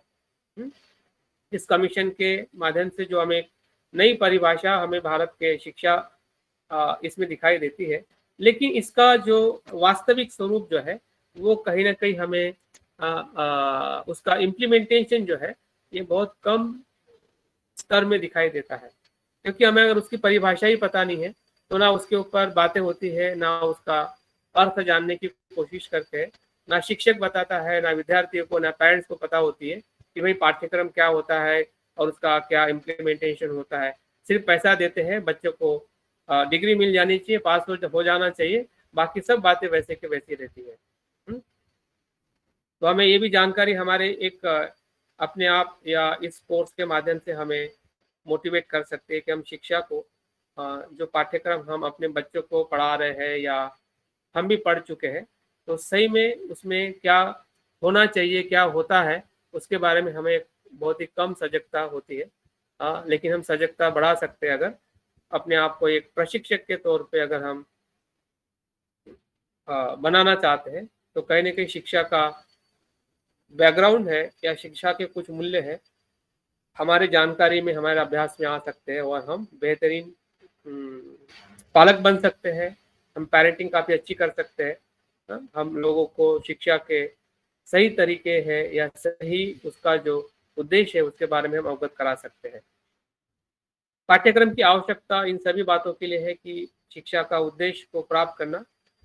पाठ्यक्रम ये माता पिता का मार्गदर्शन करने जैसा है, या जैसे माता पिता मार्गदर्शन करते हैं वैसे ही पाठ्यक्रम उस विद्यार्थी को मार्गदर्शन करता है। पाठ्यक्रम के सहायता से जो अध्यक्ष जिसे अध्यापक कहते हैं, उस शिक्षा में उसके साथ में बने रहता है अपने उद्देश्यों के साथ में। पाठ्यक्रम से पूरे समाज और देश में एक विशिष्ट प्रकार की शिक्षा का स्तर को बनाया जाता है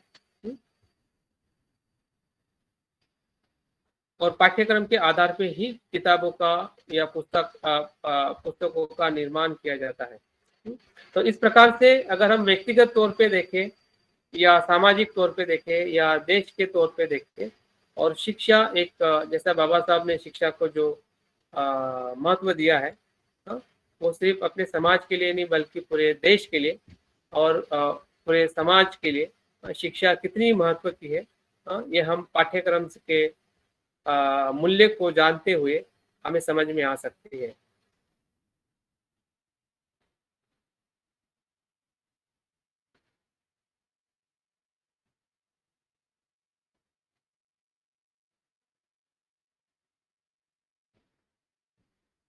इनके हम संक्षिप्त में बात देखते हैं कि अगर हम पाठ्यक्रम निर्माण करना चाहते हैं तो उसके ये 5 प्रकार के मूल तत्व हैं कि जो हम अपने कोर्स में इसका इस्तेमाल करने वाले हैं। तो ध्यान से समझिए, समझ में नहीं आता है तो आप जरूर बाद में हम इसके बारे में चर्चा कर सकते हैं, लेकिन जैसे जैसे हम इसका प्रैक्टिकल करेंगे तो आपको सब बातें बहुत ही सरलता से समझ में आएगी, क्योंकि इसमें ऐसा कुछ भी कठिन नहीं है या ऐसी बहुत बड़ी बात नहीं है, क्योंकि हम अपने आप में ही शिक्षक हैं। सिर्फ हमें एक फॉर्मेट को, जो फॉर्मेट हमें एक शिक्षा पद्धति से मिला है उसका इस्तेमाल करना है। यहाँ पे बैठा हुआ हर एक इंसान शिक्षक है। हम शिक्षक भी हैं और क्या है, विद्यार्थी भी। जो विद्यार्थी होता है वो शिक्षक होता है, जो शिक्षक होता है वो विद्यार्थी होता है। अगर आप अपने आप को सिर्फ विद्यार्थी देखोगे तो ऐसा नहीं है, आप शिक्षक भी हो। तो दोनों तरीके से हमारा अस्तित्व है, और अगर उस दोनों को अगर हम उसका इस्तेमाल करना चाहते हैं तो शिक्षक होने के जो क्राइटेरिया है या शिक्षक होकर अगर हमें आगे बढ़ना है तो सबसे महत्वपूर्ण जो हमारे लिए कार्य है वो है पाठ्यक्रम को निर्माण करना हमारे विषय के आधार पर। तो पहला जो तत्व जो है कि किस उद्देश्य के लिए हम ये पाठ्यक्रम शुरू करेंगे, आप कौन सा उद्देश्य है जिस उद्देश्य के लिए आप कोर्स डिजाइन कर रहे होंगे, ये सबसे पहला हमारा पॉइंट है जिसके ऊपर हम प्रैक्टिकल भी बात करेंगे। और आपको भी पता है कि उदाहरण के तौर पे अगर आपको किसी 10 विद्यार्थी के साथ आपका कोर्स डिजाइन करना है, ये ऐसे 10 विद्यार्थी कि जो 10th क्लास में या 12th क्लास में पढ़ते हैं, अगर आपने तय कर दिया कि ऐसे 10 विद्यार्थी के साथ में मुझे कोर्स डिजाइन करना है, तो आपका उद्देश्य क्या होगा? कोई बताएगा? आपके पाठ्यक्रम का उद्देश्य क्या हो सकता है कि 10 से 12वीं क्लास के बच्चों के साथ अगर आपको कोई कोर्स डिजाइन करना है, तो आपका कोर्स का उद्देश्य क्या हो सकता है? 1, 2 और 3, कोई भी बता सकता है, एक बता सकता है। यस बताइए, यस बताइए। हाँ सर, मेरे हिसाब से जो भी 10वीं 12वीं के स्टूडेंट है उनके हिसाब से समझना चाहिए और उनको वो समझे, उस हिसाब से हमें करना चाहिए।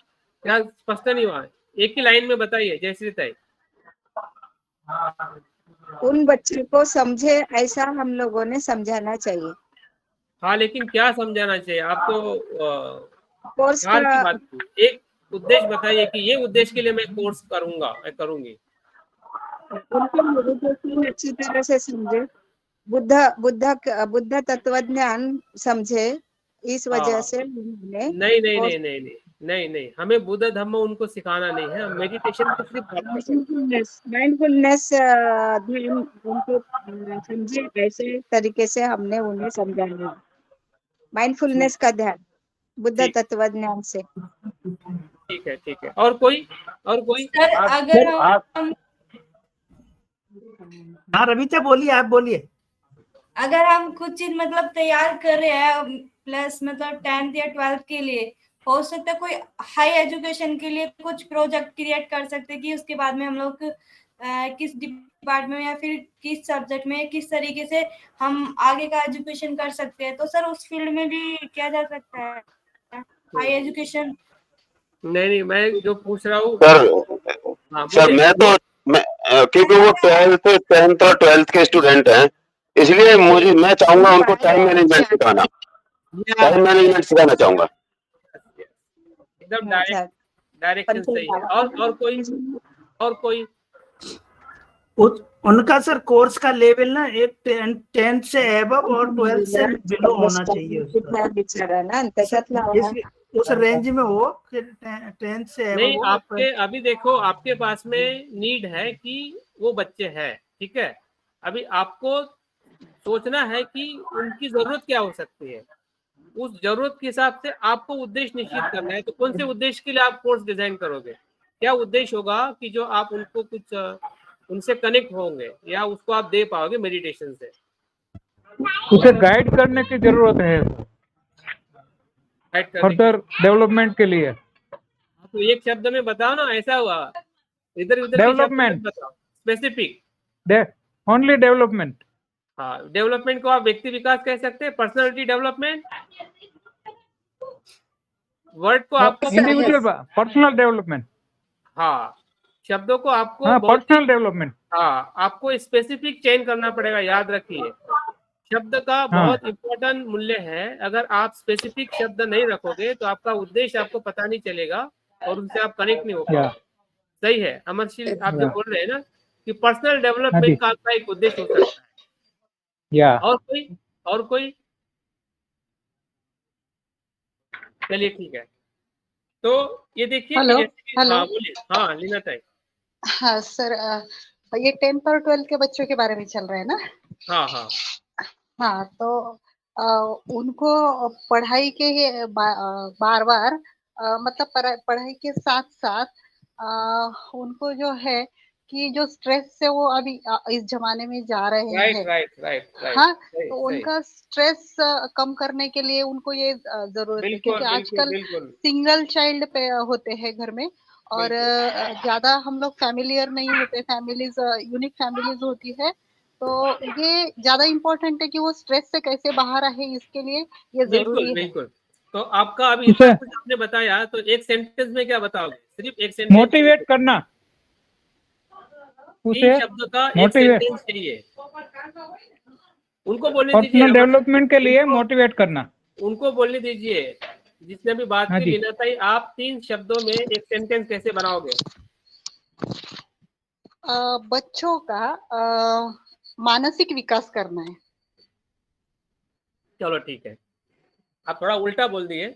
आपने जो बोलना चाहते थे कि स्ट्रेस फ्री तनाव मुक्त अभ्यास कैसे किया जाए, हाँ, यस यस यस, ओके, हाँ, मैं है शब्दों ना? में नहीं हाँ, हाँ, बयान कि तनाव मुक्त अभ्यास, हाँ, ध्यान के हाँ, कि माध्यम से तनाव मुक्त अभ्यास करने के लिए ये आपका उद्देश्य हो सकता है, ठीक है? हाँ, हाँ, यही उद्देश्य है हाँ, क्योंकि क्योंकि बच्चे एग्ज़ाम को लेके भी बहुत बिल्कुल, स्ट्रेस होते बिल्कुल, हैं, पैनिक हो बिल्कुल। जाते हैं कोई यस, भी यस, और यस, जो अच्छे बच्चे होते हैं वो भूल जाते हैं, कर नहीं पाते हैं, तो उनको बस, ये ज़रूरी है, आनापान भी देंगे तो वो कर लेते हैं, बिल्कुल। ऐसे अनुभव भी है। तो थैंक यू। आपका उद्देश्य जितना सटीक रहेगा, उनकी समस्या को समझते हुए, यस। समस्या किनकी है? विद्यार्थी की, और आपको पता होना चाहिए कि 10 टू 12th में क्या होता है। हुँ, उनका स्ट्रेस होता है, लैकिंग ऑफ कॉन्फिडेंस होता है, हुँ, उनका कंसंट्रेशन नहीं होता है, स्ट्रेस होता फ़ियर होता है ना? फियर फ़ियर होता होता है। है। तो ये सब उनकी इश्यूज है, हुँ, और उस इश्यू को ध्यान में रखते हुए आपके कम से कम 2 या 3 ऑब्जेक्ट्स होने चाहिए, हाँ? जो आपके उस कोर्स को बाउंड कर सके, वो कनेक्ट कर सके। एक तो आप तनाव मुक्त रख सकते हैं कि तनाव मुक्त अभ्यास करने के लिए ये आपका उद्देश्य है, हुँ, या आप ऐसा रख सकते हैं कि स्मरण शक्ति बढ़ाने के लिए, है ना? यस। अभ्यास में स्मरण शक्ति की जरूरत है, ठीक है? हुँ, स्मरण शक्ति और एकाग्रता बढ़ाने हुँ। के लिए, और व्यक्ति विकास के लिए, पर्सनालिटी डेवलपमेंट के लिए। तो ये हाँ, 3 और ऑब्जेक्ट, हाँ, हाँ, कम से और कम, एक हाँ, उनके एज में अभी 10th और 12th में पीयर प्रेशर भी बहुत होता है, तो उससे बाहर आने का भी ये एक बड़ा रास्ता है। जैसे मेडिटेशन करेंगे वो, तो उससे ऑटोमेटिक बाहर आएँगे, नहीं तो क्या होता है ग्रुप में रहते हैं बच्चे, तो नहीं वो प्रेशर अंडर प्रेशर वो लोग वो चीज़ें करते हैं, नहीं करना चाहते हैं लेकिन वो सपोर्ट में मतलब डेयरिंग नहीं कर पाते कि मैं उनको ना बोलूँ, ये प्रॉब्लम होता है आजकल। तो वो धीरे-धीरे आप उसके अंदर वो उसके सप्लीमेंट उद्देश्य हो सकते हैं, हुँ, लेकिन जब आप कोर्स डिज़ाइन करते हो, तो आप 10 बातों को लिख नहीं सकते हैं, ठीक है? हाँ, यस, यस। वो 2 या 3 बातों में आपके सब आप ऑब्जेक्ट अपने पास में लिख के रख सकते हैं कि इसके साथ में मुझे इसका भी बात करनी है, ठीक है? हुँ, लेकिन जब आप कम्युनिकेट करते हो या डिज़ाइन करते हो, हाँ, आपके कोर्स को, तो उसमें कम से कम 2 या 3 आपके ऑब्जेक्ट बहुत ही क्लियर होने चाहिए कि जिसमें आपका एक कोर्स जो है डिज़ाइन करने के लिए आप अपने आप को कैपेबल कर सकते हैं, पहली बात, ठीक है? यस। अभी दूसरी बात जो है सिलेबस, कंटेंट क्या होगा? अगर आपके पास 1 घंटे का कोर्स है और आपको लग रहा है कि उसका फ़ियर कम हो या कंसंट्रेशन बढ़े, तो आपके पास में बेसिक मेडिटेशन है, आनापानसति और मैत्री भावना, हुँ, यस। ठीक है? तो उस कंटेंट के आधार पे आप ऐसे 2 टॉपिक ले सकते हैं कि आप 20 मिनट बात करोगे और 10 या 15 मिनट का मेडिटेशन लोगे। यस। तो आपके हुँ, पास में 2 टॉपिक हो सकते हैं और 2 प्रैक्टिकल हो सकते हैं, 1 घंटे के हुँ, हिसाब से अगर हम बात करें तो। हुँ, हुँ, कि मतलब पहले टॉपिक में आप बता सकते हैं कि माइंडफुलनेस क्या है और उसके बेनिफिट क्या है, हुँ, ठीक है? और आप 10 या 15 मिनट का मेडिटेशन ले सकते हैं। हुँ, वैसे ही कॉन्फिडेंस बढ़ाने के लिए मैत्री भावना क्या है और उसके बेनिफिट क्या है, हुँ, और उसका आप 15 या 20 मिनट का मेडिटेशन ले सकते हैं। यस। तो हो गया आपका सिलेबस। सिलेबस का मतलब क्या है कि जो आप उनको देना चाहते हैं मिनिमम, जो आप उनको कम्युनिकेट करना चाहते हैं बेसिक तौर पे, ठीक है? अगर थोड़ा एडवांस जाएंगे तो बहुत सारी चीजें उसमें हम प्लस कर सकते हैं, ठीक है? जो उनके बारे में हम और ज़्यादा जानकारी दे सकते हैं, प्रैक्टिकल और ज़्यादा अलग-अलग मेडिटेशन कर सकते हैं। लेकिन अगर हमारा क्लियर 1 घंटे का कोर्स है, या 1 घंटे के कोर्स में अगर हम उनको क्या दे सकते हैं, तो वो कंटेंट को एग्ज़िस्ट करना या उसका टारगेट फिक्स करना, हाँ, उसके कुछ बारे में जानकारी कलेक्ट करना, वही एक प्रकार का आपका सिलेबस है जिसे हम पाठ्य वस्तु कहते हैं, है ना? क्योंकि पाठ्यक्रम के अंतर्गत पाठ्य वस्तु सबसे इम्पोर्टेंट कनेक्शन है कि जो आपके विद्यार्थी और जो प्रशिक्षक है उसके साथ में वो जोड़ता है। पाठ्यक्रम में बहुत सारी बातें आती हैं कि आपका सिखाने का तरीका कैसे होगा, आप कैसे स्टूडेंट को इन्वॉल्व करोगे, हाँ, कितना समय उनसे काम करोगे, कितना समय आप करोगे, कैसा उसका मूल्यांकन करोगे, हर चीज़ें पाठ्यक्रम में इन्वॉल्व होती है। लेकिन उस सब के अंदर जो सबसे इम्पोर्टेंट जो चीज़ है, एक तो आपका ऑब्जेक्टिव और दूसरा आपका कंटेंट जिसे हम सिलेबस कहते हैं। जो मैंने आपको सिलेबस भेजा है वो एक काइंड ऑफ द सिलेबस है। और हमारा पाठ्यक्रम क्या है कि उसमें हम अलग अलग प्रकार से एक्टिविटीज करते हैं, जैसे कि आपकी टीम बनाई, ग्रुप बनाया, असाइनमेंट्स लिख रहे हैं, आप डिस्कशन कर रहे हैं, आपका वैल्यूएशन हो रहा है, तो ये सब क्या एक पाठ्यक्रम का हिस्सा है। और उस पाठ्यक्रम के अंदर जो सिलेबस, जो मैंने कंटेंट आपको भेजा है 3 महीने का, और जिसके ऊपर मैं लेक्चर देता हूँ या कुछ प्रैक्टिकल कराता हूँ, वो क्या है, एक प्रकार का सिलेबस है।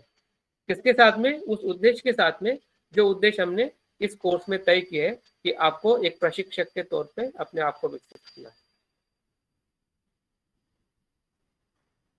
तो ये पाठ्य वस्तु हो गया, जिसे हम सिलेबस कहते हैं। दूसरा है शिक्षण विधि। शिक्षण विधि मतलब teaching of the method. Teaching method आपकी कैसी रहेगी? क्या आप इंटरेक्टिव रहेगी, क्या आप बात करोगे या बच्चों से भी आप बात करोगे, वो आपको खुद तय करना है। या कुछ आप स्टोरी के माध्यम से आप बताओगे, या कुछ वीडियोस बताओगे साथ में, या फिर आप पीपीटी करोगे। तो अलग अलग जो शिक्षण विधि जो है, मेथड्स, आप किस प्रकार से उस बात को आप कम्युनिकेट करना चाहोगे, या कुछ आप उनको कंटेंट भेजोगे, उसके बारे में नोट्स भेजोगे।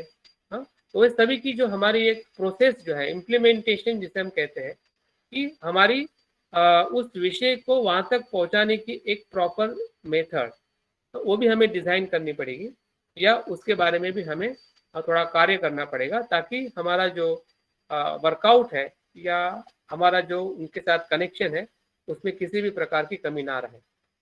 और चौथी जो बात है, बाद में उसमें हमने उसका परीक्षण और मूल्यांकन करना चाहिए कि सही में उसका रिजल्ट हमें वैसे मिला क्या। अगर हम 10 बच्चों का टारगेट रखे थे, तो 10 बच्चों में से कितने बच्चों ने उसमें अपना इंटरेस्ट बताया, और कितने बच्चों को उसका फीडबैक लेके हमें जानना चाहिए कि कितने बच्चों को उस प्रकार से बेनिफिट मिला। तो उसका हो गया परीक्षण और मूल्यांकन। इसके माध्यम से हम फीडबैक है या कुछ क्वेश्चन बना के उससे हम क्वेश्चनरी फिलअप कर सकते हैं, जो उनको हमने सिखाया तो सही में वो समझे क्या या जाने क्या, जिसे हम एक प्रकार का एक्सरसाइज कहते हैं, या उसके तरफ से जो एक लर्निंग प्रोसेस जो है, वो सही में हमने जो उसको दिया है तो उसमें से उसने लिया क्या। जैसे कि आपको असाइनमेंट दिया जाता है, या प्रेजेंटेशन दिया जाता है, डिस्कशन दिया जाता है, तो एक प्रकार का एक मूल्यांकन है कि जो मैं सिखा रहा हूँ वो आप सीख पा रहे हैं क्या। तो ऐसे ही हमें अपने उस 5 विद्यार्थी के साथ में हम कर सकते हैं कि जो आपने सिखाया है मैत्री भावना और आनापानसति, तो उसके आप 10 क्वेश्चन बना सकते हैं कि मैत्री भावना मतलब क्या, उसमें कितनी स्टेप्स होती है, चौथी स्टेप में किसको लिया जाता है, आनापानसति क्या है, आनापानसति में दूसरे इसमें क्या होता है, आपको क्या ध्यान में आपको एकाग्रता हुई क्या, मन भटका क्या। तो इस प्रकार से 10-12 क्वेश्चन पूछ के, या हम एक क्वेश्चनरी बना के, या इस प्रकार से उसको हम भेज सकते हैं, और उसका जब हमें जवाब आएगा तो हम देख सकते हैं कि सही में 10 बच्चों को हमने सिखाया था, इसका परीक्षण मूल्यांकन आप कैसे करोगे। तो बच्चे को भी लगेगा, और साथ में आप उसको सर्टिफिकेशन दोगे, सर्टिफाइड करोगे, उनको सर्टिफिकेट दोगे, तो बच्चों को भी लगेगा कि जो हमने कोर्स किया था उसमें से हमने कुछ गेन किया है, और उनको भी बेनिफिट मिलेगा। तो ये कोर्स का एक प्रॉपर प्रोसेस है कि जो हमें इसके माध्यम से सीखना है, और उसके ऊपर हमने बार बार संशोधन करनी चाहिए। अगर आपने 10 बच्चों के लिए कोर्स किया, तो क्या अब मैं और दूसरे बच्चों के लिए कोर्स कर सकता हूँ क्या?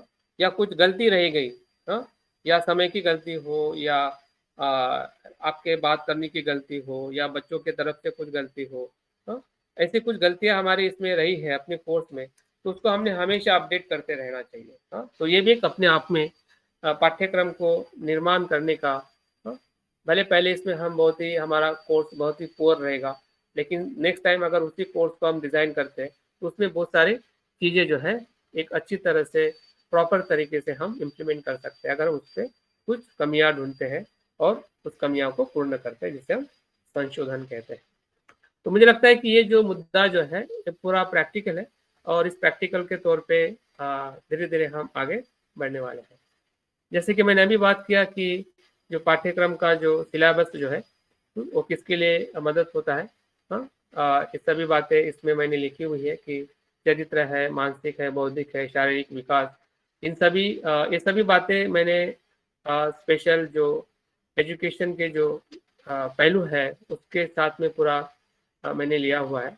लेकिन कहीं ना कहीं हमारे मेडिटेशन के माध्यम से भी हम ऐसे ही उद्देश्य को हम प्राप्त करना चाहते हैं, जो उद्देश्य हमें शिक्षा के क्षेत्र में बताया जाता है या सिखाया जाता है, और हम भी एक प्रशिक्षक के तौर पे अगर आगे आ रहे हैं तो उसके उद्देश्य को भी हमने थोड़ा जानकर हमें अपने आप को आगे बढ़ाना चाहिए। इसलिए मैंने इन बातों को इसमें रखा हुआ है। अलग अलग प्रकार के पाठ्यक्रम होते हैं, अभी हमें इतना इसमें गहराई में जाने की जरूरत नहीं है, लेकिन अलग अलग प्रकार के पाठ्यक्रम हम बनाते हैं जो शिक्षक केंद्रित है, अनुभव केंद्रित है, कार्य केंद्रित है, बाल केंद्रित है, शिल्प केंद्रित है, सुसंबंध केंद्रित है और मूल पाठ्यक्रम है। आजकल इन सभी पाठ्यक्रमों से अलग अलग स्कूलों में अलग अलग प्रकार से पाठ्यक्रम का निर्धारण किया जाता है। तो हमारा जो पाठ्यक्रम जो है वो स्किल बेस है। हमारा केंद्र में क्या है, माइंडफुलनेस है। हम माइंडफुलनेस बेस्ड कोर्स डिजाइन कर रहे हैं। अब ये सब ट्रेडिशनली जो पाठ्यक्रम की बात मैं यहाँ पे कर रहा हूँ, या शिक्षा क्षेत्र में अलग अलग पाठ्यक्रमों के माध्यम से शिक्षाएं दी जाती है, अगर हम कंपेयर करें कि हमारा पाठ्यक्रम का केंद्र क्या रहेगा या कौन सा सेंटर रहेगा, हमारा सेंटर है mindfulness, mindfulness through mind transformation और बिहेवियर चेंज। तो ये हमारा केंद्र है कि इन सभी सिलेबस के टाइप्स के अंदर वो केंद्र इसमें नहीं दिया हुआ है ना। माइंड का केंद्र इसमें नहीं है, इसमें माइंडफुलनेस का केंद्र नहीं है, लेकिन हमारा कोर्स जो होगा एक माइंडफुलनेस केंद्र पे आधारित होगा। अगर हम मेडिटेशन के कोर्स को एक कैटेगरी देना चाहते हैं तो उस कैटेगरी में हम अपने आप को बिल्डअप कर सकते हैं या अपने आप को आगे लेके जा सकते हैं।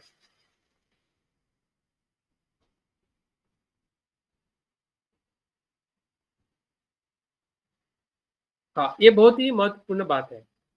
आजकल लर्निंग को लेकर हमारे पास में इतना ज़्यादा उसका अनुभव नहीं है। जैसे कि हम सीखते हैं, मैं आपको सिखा रहा हूँ, आप सीख रहे हैं, इसको लर्निंग प्रोसेस कहते हैं। लेकिन जब मैं इस भाषा को, परिभाषा को पढ़ा और जाना, तो सही में हम सीखते हैं क्या? लर्निंग हम कर रहे हैं तो लर्निंग के दो अर्थ है। सामान्य तौर पे सीखना, जो मैं आपको सिखा रहा हूँ आप सीख रहे हैं, लेकिन उसका जो और एक गहरा अर्थ है जो हमें इस कोर्स के माध्यम से आपको भी देखना है, और जब आप आपके माध्यम से औरों को भी कोर्स कराओगे उसमें भी देखना है। क्योंकि अभी मेरे माध्यम से आप लर्न कर रहे हैं और आपके माध्यम से और कोई लर्न करेगा, या आपके घर में या हम भी जब लर्न किए हैं किसी भी विषय को, तो क्या हमने सही में लर्न किया है? नहीं किया। जो मुझे तो मेरे अपने आप में लगता है कि हम सही अर्थ में लर्निंग नहीं करते, क्योंकि हमें पता ही नहीं होता उसका गहरा अर्थ क्या है। ये जब पढ़ते पढ़ते मुझे भी लगा कि हमने बहुत कुछ अपने जीवन में पढ़ने में बहुत कुछ मिस किया है। वो क्या मिस किया है? वो है दूसरा अर्थ जो है व्यवहार में परिवर्तन की प्रक्रिया लर्निंग है। गहरे अर्थ में क्या है? व्यवहार में परिवर्तन होना चाहिए। अगर व्यवहार में परिवर्तन नहीं होता है तो वो लर्निंग प्रोसेस इनकम्प्लीट। और मुझे लगता है कि हमारे एजुकेशन सिस्टम में अक्सर ऐसे ही हमारी लर्निंग प्रोसेस हो रही है। सिर्फ बच्चे सीख रहे हैं या शिक्षक सिखा रहे हैं और उसी को लर्निंग कह रहे हैं। रटना लिखना, रटना लिखना, रटना लिखना। लेकिन जो रटा है, जो लिखा है, वो जीवन के व्यवहार में परिवर्तन कर सके या परिवर्तन करके उसका अनुभव कर सके, इन बातों पे जिसे हम साइकोलॉजिकल ट्रांसफॉर्मेशन कहते हैं ना, मन का परिवर्तन, इस परिवर्तन पे बहुत कम जोर दिया जाता है या उसको बहुत कम इवैल्यूएट किया जाता है। ना हम देखते हैं ना बच्चा देखता है। हमें लगता है कि बच्चा पढ़ रहा है, लेकिन जो बच्चा विषय पढ़ रहा है क्या उस विषय के साथ में उसमें बदलाव भी हो रहा है क्या? इसको हम वेरीफाइड नहीं करते हैं। और अगर हम सही जो लोग बदलते हैं अपने जीवन में शिक्षा से, क्योंकि उस विषय के साथ में उनका व्यवहार भी बदल जाता है, उनका मन भी बदल जाता है।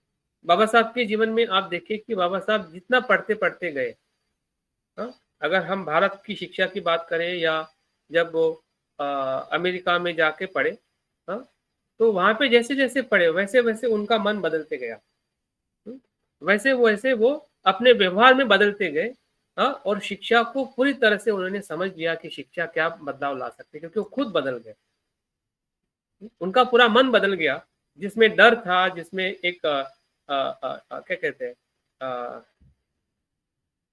हीन भावना थी, कॉन्फिडेंस कम था या कमजोरी थी, उस सभी कमजोरी को उन्होंने पूरी तरह से फुलफिल कर दिया, पूरी तरह से बदल गए, क्योंकि वो शिक्षा को पढ़ते पढ़ते वो अपने स्वभाव में बदलते गए। तो ये बदलाव जो है, यही शिक्षा का या लर्निंग का सबसे महत्वपूर्ण घटक है, और वो 3 प्रकार से घटित होता है।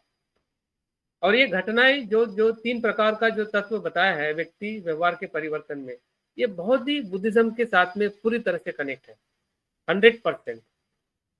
तो पहला जो परिवर्तन का घटक है वो अभ्यास, दूसरा जो घटक है प्रशिक्षण, और तीसरा जो घटक है अपना व्यक्तिगत अनुभव। अगर इन 3 तत्वों को अगर हम देखते हैं कि श्रुत में प्रज्ञा मतलब अभ्यास, प्रशिक्षण का मतलब है चिंतन में प्रज्ञा, और अनुभव का मतलब है भावना में प्रज्ञा। जो मुझे समझ में आता है या जो मैं समझ पाया हूँ, इन तीनों तरीके से, तीनों माध्यम से हमारे व्यवहार में जब बदलाव होता है, तो वो बदलाव कैसा होता है, एक निरंतर बदलाव होता है, वो स्थायी बदलाव होता है, वो हमेशा बना रहता है। जब हम अच्छे होते हैं तो फिर बुरे नहीं होते, फिर अच्छे अच्छे अच्छे होते जाते हैं। तो वो नकारात्मक भी बदलाव हो सकता है, कोई बुरी तरीके से बदलता है शिक्षा लेके, प्रशिक्षण लेके, और वो नकारात्मक व्यक्ति बन जाता है, हिंसक बन जाता है, आतंकवादी भी बन सकता है। और वही उसका अगर स्वभाव में बदलाव होता है तो वही व्यक्ति बदलते बदलते वो बोधिसत्व भी हो सकता है। तो ये तीनों प्रकार की जो लर्निंग जो है, जिसको हम एजुकेशन में बहुत ही, इसका शब्द बार बार इस्तेमाल किया जाता है, लेकिन उसकी जो गहराई है कहीं ना कहीं हमारे शिक्षा में हमें बहुत कम दिखाई देती है। तो एज अ स्टूडेंट करके भी हमने देखना चाहिए, और एज अ पेरेंट्स करके भी हमने देखना चाहिए कि हमारे बच्चे सही में लर्न कर रहे हैं या नहीं कर रहे हैं। हमें लगता है कि बस स्कूल में जा रहा है, पढ़ रहा है, याद कर रहा है, मतलब अभ्यास कर रहा है, लेकिन अगर उसके व्यक्ति व्यवहार में अगर बदलाव नहीं हो रहा है, तो वहाँ पे हमने सचेत होना चाहिए और उनको मदद करनी चाहिए कि भाई तुम जो पढ़ रहे हो इसका मतलब ये नहीं है, बल्कि इस प्रकार से आप आपकी शिक्षा को लीजिए। भले शिक्षक बताए या ना बताए, तो शिक्षक का एक अपना आजकल सोचने का तरीका है, लेकिन एज अ पेरेंट्स करके भी अगर हम अपने आप को समझ सके तो मुझे लगता है कि बहुत ही हमारे लिए महत्वपूर्ण जानकारी हो सकती है, या हमारे लिए महत्वपूर्ण कार्य हो सकता है।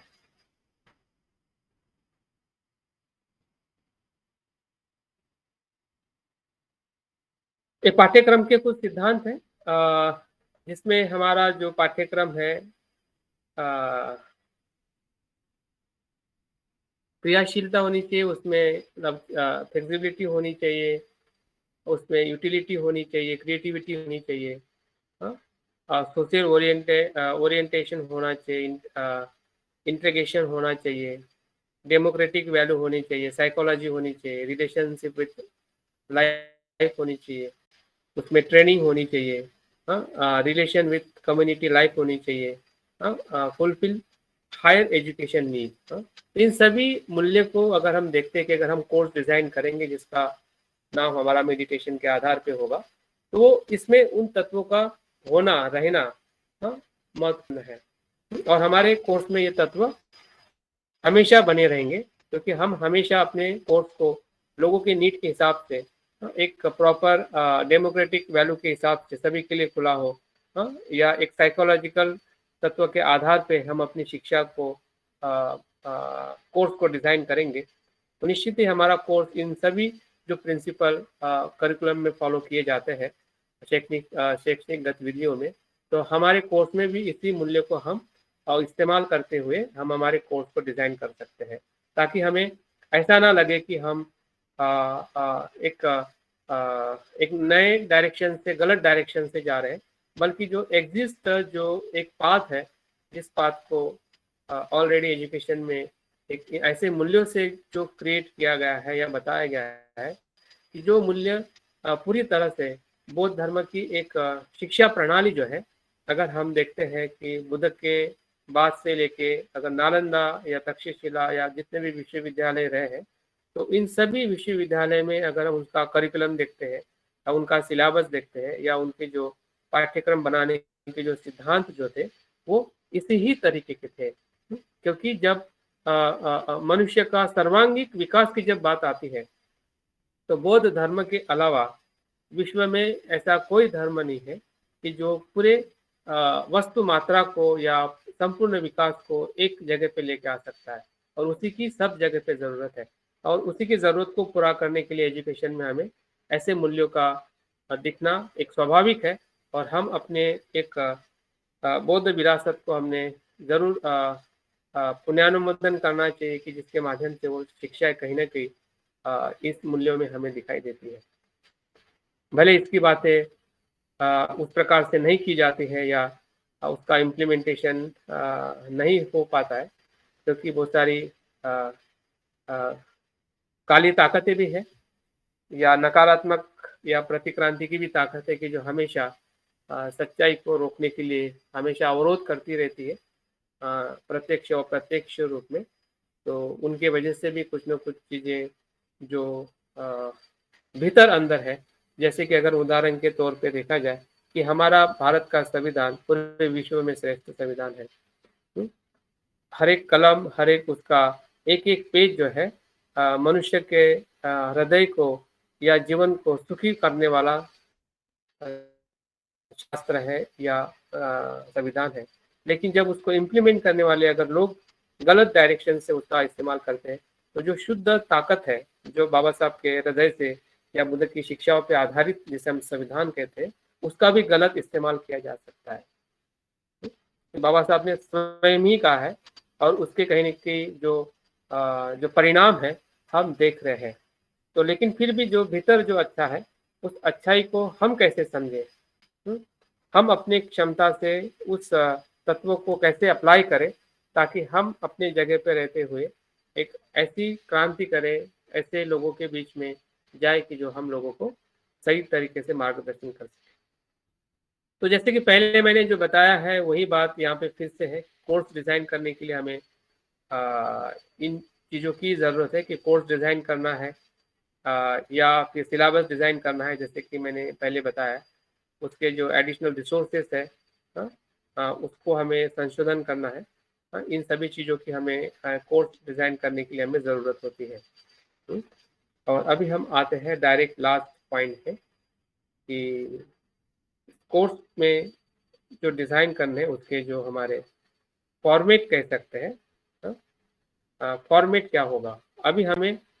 अभी आप आपके पेन कागज को शुरू करना, लिखना चालू करिए, और कल तक या कल शाम तक आप एक पेज के अंदर एक छोटा सा एक कंटेंट बना के अपने प्रोग्राम को आप शेयर करिए, ताकि उसके जो कमेंट्स हैं कल मैं उसके बारे में आपको फीडबैक दूंगा। तो ये आपका प्रिंसिपल है जो आपके कोर्स को डिज़ाइन करने के लिए आपको हेल्प करेंगे। पहला जो है, डिस्क्रिप्शन के अंदर आपका टाइटल आएगा, कोर्स का टाइटल, वो आपको फाइंड करना है। जैसे कि आप विद्यार्थी के लिए कर रहे हैं तो माइंडफुलनेस कोर्स फॉर स्टूडेंट, या आप किसी कोर्स को किसी कॉमनली आप किसी को और किसी का टारगेट रख के करना चाहते हैं, तो जो भी आपका टारगेट होगा या जिसको आप बेनिफिट देना चाहते हैं आपके आसपास में, फैमिली के लिए आप करना चाहते हैं तो आप माइंडफुलनेस फॉर फैमिली मेंबर कर सकते हैं, हस्बैंड वाइफ कर सकते हैं, या जैसा जैसा भी आपके मन के अंदर या आपकी जो एक सोच है कि किस क्षेत्र में किस जगह पे आप पहला कोर्स इंट्रोड्यूस करना चाहते हैं,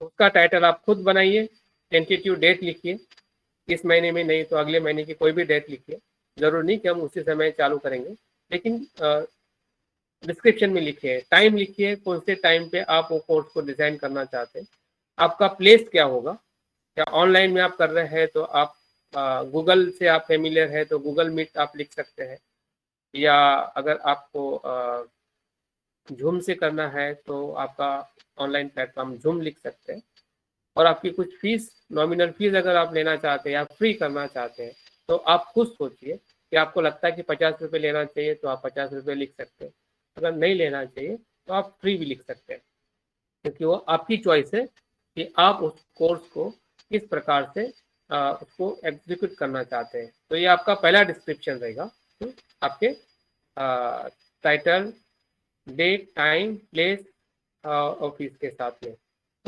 उसके अलावा अगर आपको और कुछ लिखना है कि कौन डायरेक्टर करेगा, या डायरेक्टर आप खुद का नाम लिखिए, कोऑर्डिनेटर आपका नाम लिखिए, डायरेक्टर में मेरा नाम लिख सकते हैं, या फिर और आपके टीम मेंबर जो को आपको सपोर्ट कर रहे हैं, तो उसका भी नाम आपके टीम मेंबर से आप पूछ सकते हैं कि आप मुझे होस्ट करने के लिए हेल्प करोगे, तो होस्ट के लिए आप उनकी हेल्प लेके भी आप कोर्स को इस प्रकार से लिख सकते हैं।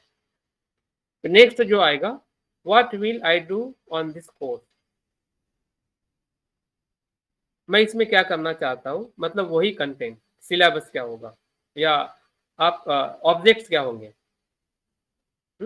आपके ऑब्जेक्ट्स को लिखना है।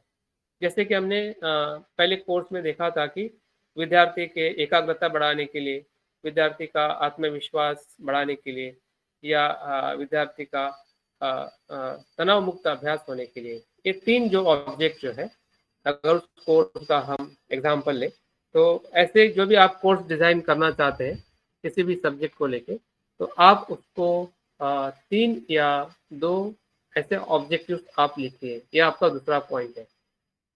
तीसरा जो पॉइंट है, हु शुड ज्वाइन, कौन उसको ज्वाइन करेंगे, क्या वो ज्वाइनिंग आप सभी के लिए रख रहे हैं, जैसे कि अगर कोर्स का 10 to 12 के स्टूडेंट ही ज्वाइन करेंगे, या कपल होंगे, या सभी के लिए आप वो ओपन रखना चाहते हैं, तो आपका जो ज्वाइनिंग जो पार्टिसिपेंट जो है वो आपके खुद के कोर्स पे डिजाइन होगा कि आप सबको अलाउ कर रहे हैं, या स्पेसिफिक जैसे कि अगर आप टीचर हो तो आप टीचर के लिए कोर्स कर रहे हैं तो टीचर ही लिख सकते हैं, अगर आप फैमिली के लिए कर रहे हैं तो आप सभी के लिए लिख सकते हैं, अगर आपने कुछ स्पेसिफिक टारगेट डिसाइड किया है, कोई महिला के लिए भी कर सकते हैं, ओनली फॉर वुमेन, तो वुमेन के लिए हो सकता है उसमें फीमेल मेल नहीं आएंगे, क्योंकि आपने उसको फिक्स कर दिया कि ये कोर्स सिर्फ इनके लिए है, तो वो ज्वाइनिंग के लिए आप खुद उसके बारे में देख सकते हैं कि आप किसके साथ में आपको स्टार्ट करना चाहते हैं।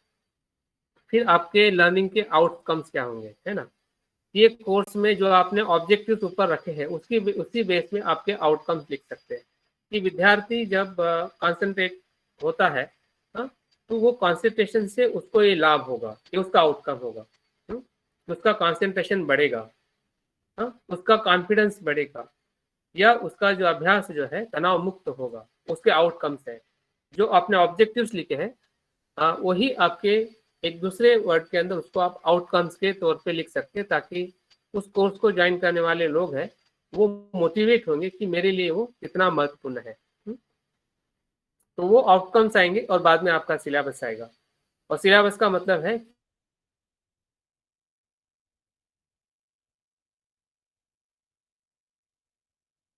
प्रैक्टिस। और लविंग काइंडनेस क्या है, और लविंग काइंडनेस की प्रैक्टिस, ये आपके 4 पॉइंट बिगिनिंग में आप बेसिक कोर्स में आप रख सकते हैं। ये 4 पॉइंट पे ही आपका सिलेबस बनेगा। अगर आप 1 घंटे के कोर्स का हम सिर्फ डिजाइन करने के लिए बता रहे हैं, और आपका कुछ ट्रेनिंग मटेरियल आपके पास में कुछ है, कोई किताबें हैं, इसके ऊपर कुछ टेक्स्ट है या PDF है, तो ऐसे कुछ मटेरियल है, तो उस मटेरियल को भी आप उसमें बता सकते हैं या लिख सकते हैं, या नहीं भी लिखोगे तो आपके पास में उसका रेफरेंस रखिए कि ये चीज़ें मेरे पास में, ताकि मैं उन लोगों को अगर उनकी ज़रूरत है तो उनको मैं दूंगा। तो ये आपके प्रिंसिपल है, या जहाँ पे आप आपके कोर्स को डिज़ाइन कर सकते हैं।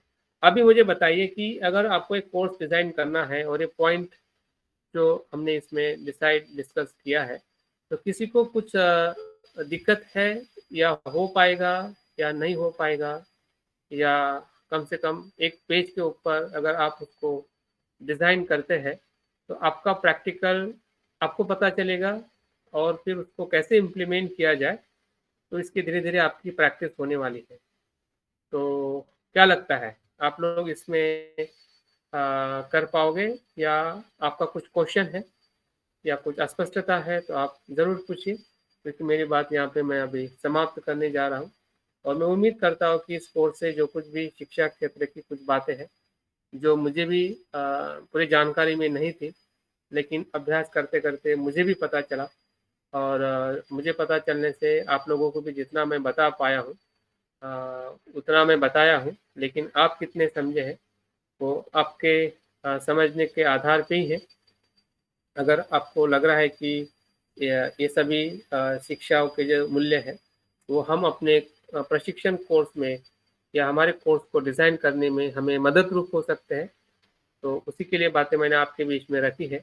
और हम एक दूसरे को मदद करके या एक दूसरे की मदद लेके ज़रूर इस कोर्स को हम डिज़ाइन करके अपने जहाँ पे हम अप्लाई करना चाहते हैं, अप्लाई करके हम इसका एक जो सिखाने का तरीका है, एक प्रकार का ब्रिज है कि जो लोग इंतज़ार कर रहे हैं उन तक पहुँचने का एक प्रकार का एक ब्रिज है, कि जिस ब्रिज को अगर हम बनाते हैं, भले वो कागज़ का ब्रिज हो या ऑनलाइन ब्रिज हो, लेकिन ब्रिज में ताकत है, क्योंकि आपके अनुभव में ताकत है, क्योंकि आप अनुभव आपका शेयर करोगे उस कोर्स के माध्यम से, तो लोग जानने के लिए समझने के लिए तैयार है, क्योंकि वो कहीं ना कहीं हमसे ज़्यादा दुखी है, ज़्यादा परेशान है, और जो कम दुखी है, कम परेशान है, उसका कर्तव्य बनता है कि वो ऐसे लोगों को मदद करे।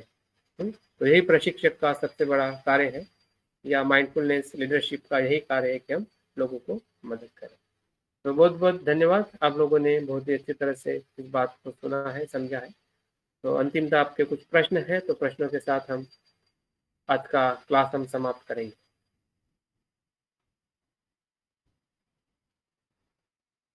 कुछ अस्पष्टता है या कुछ और ज़्यादा जानना चाहते हैं?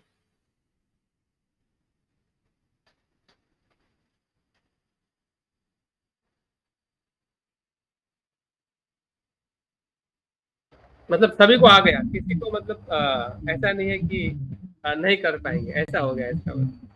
नहीं सर, इस पे मेरा एक सवाल। हाँ चंद्रकांत जी बोलिए। बोलना क्या था, जैसा भी आपने ये कोर्स के डिजाइन के लिए बताया है, तो एक दिन में या 2 दिन में जो भी हमारे से होता है, अगर इसके लिए आपने ऐसा कुछ एक उद्देश्य बोलो या उसका एक नाम रख देंगे, तो उसी ढंग से हम लोग कुछ वर्कआउट कर पाएंगे। अभी जैसा वो लीना ताई ने बताया कि भाई माइंडफुलनेस जैसा 10वीं और 12वीं के बच्चे के लिए जो प्रॉब्लम होते हैं, उसके ऊपर से हम लोग इसमें एक ऐसा नाम